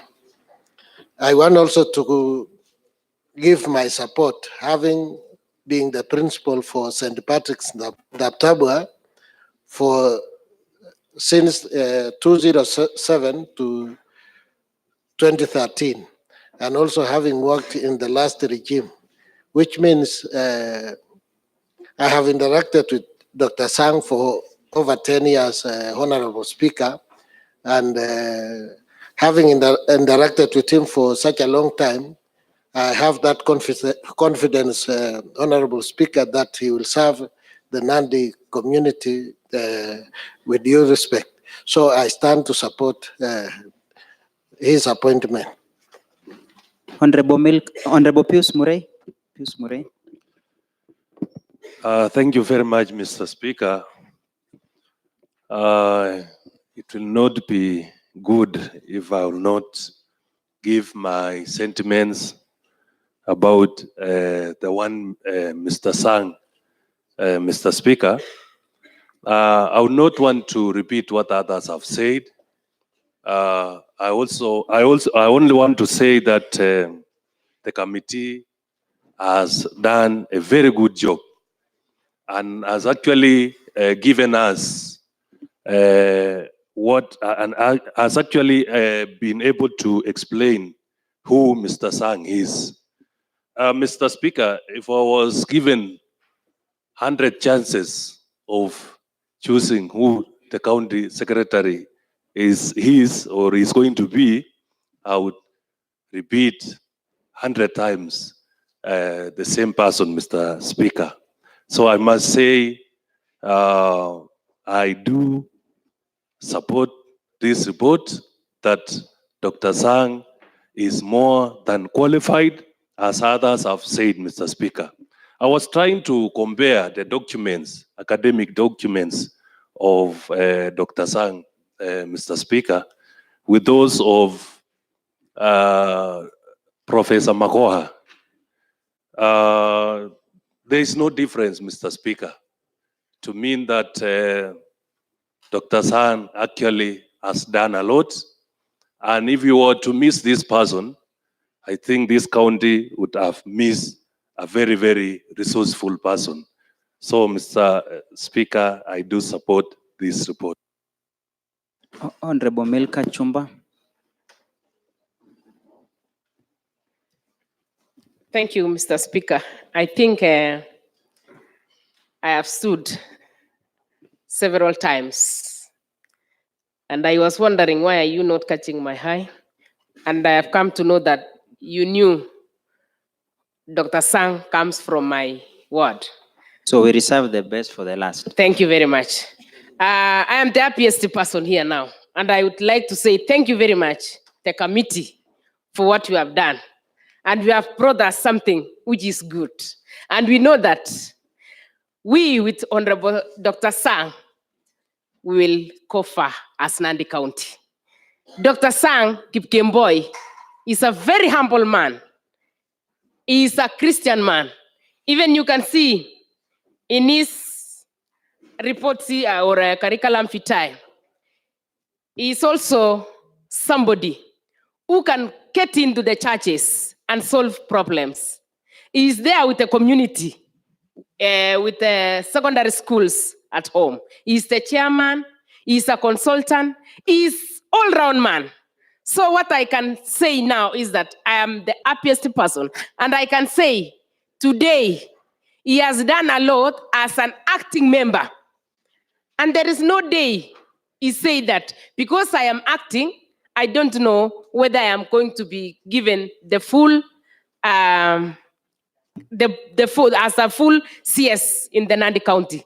But because of his stay, today is going to be our county secretary. So members, I'm so happy, and I can say that we let us pass it. And it is good, you have talked a lot, and I have heard, but nobody says something outside the box of the Honorable Dr. Sang. So members, I can say, let us pass it, because we know there is no one who can compete with him. Somebody with a lot of awards, from the crown up to the president, imagine. Churches give him the awards, the secondary schools, university schools is there. Please, I have also tongue-tied, not knowing what to say about him. Let us pass it. Thank you very much. Honorable members, I'll only give the move of the motion the right of reply. Honorable Maru, we gave the honor to the MCA where the nominee came from to close. So the move of the motion. Thank you, Mr. Speaker.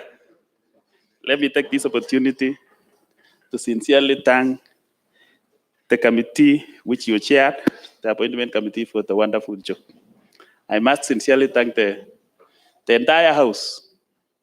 I've never had anyone descending the support of Dr. Right from Honorable Fred up to Honorable Milka. I must appreciate all of you. Today, I want to appreciate the Honorable comment. Honorable government has never supported any document that I have always brought. But today, I must appreciate and I must thank him. You know, he is my neighbor and I love him. I must say, I love all of you because of this wonderful job. Mr. Dr. Sang is outstanding. He's come out clearly from honorable members. At first, there were no documents, and Honorable Fred was complaining. But when documents were brought, he was very satisfied because he's confirmed that indeed he's a doctor. We appreciate Dr. Sang too, because being honored by the president, given the state commendation, is not an easy thing. We must thank him for having served in acting capacity. And today, as we approve him, I believe in his substantive position, he'll be able to deliver very well. He has proved beyond limit that no human is limited. Thank you so much. I thank you.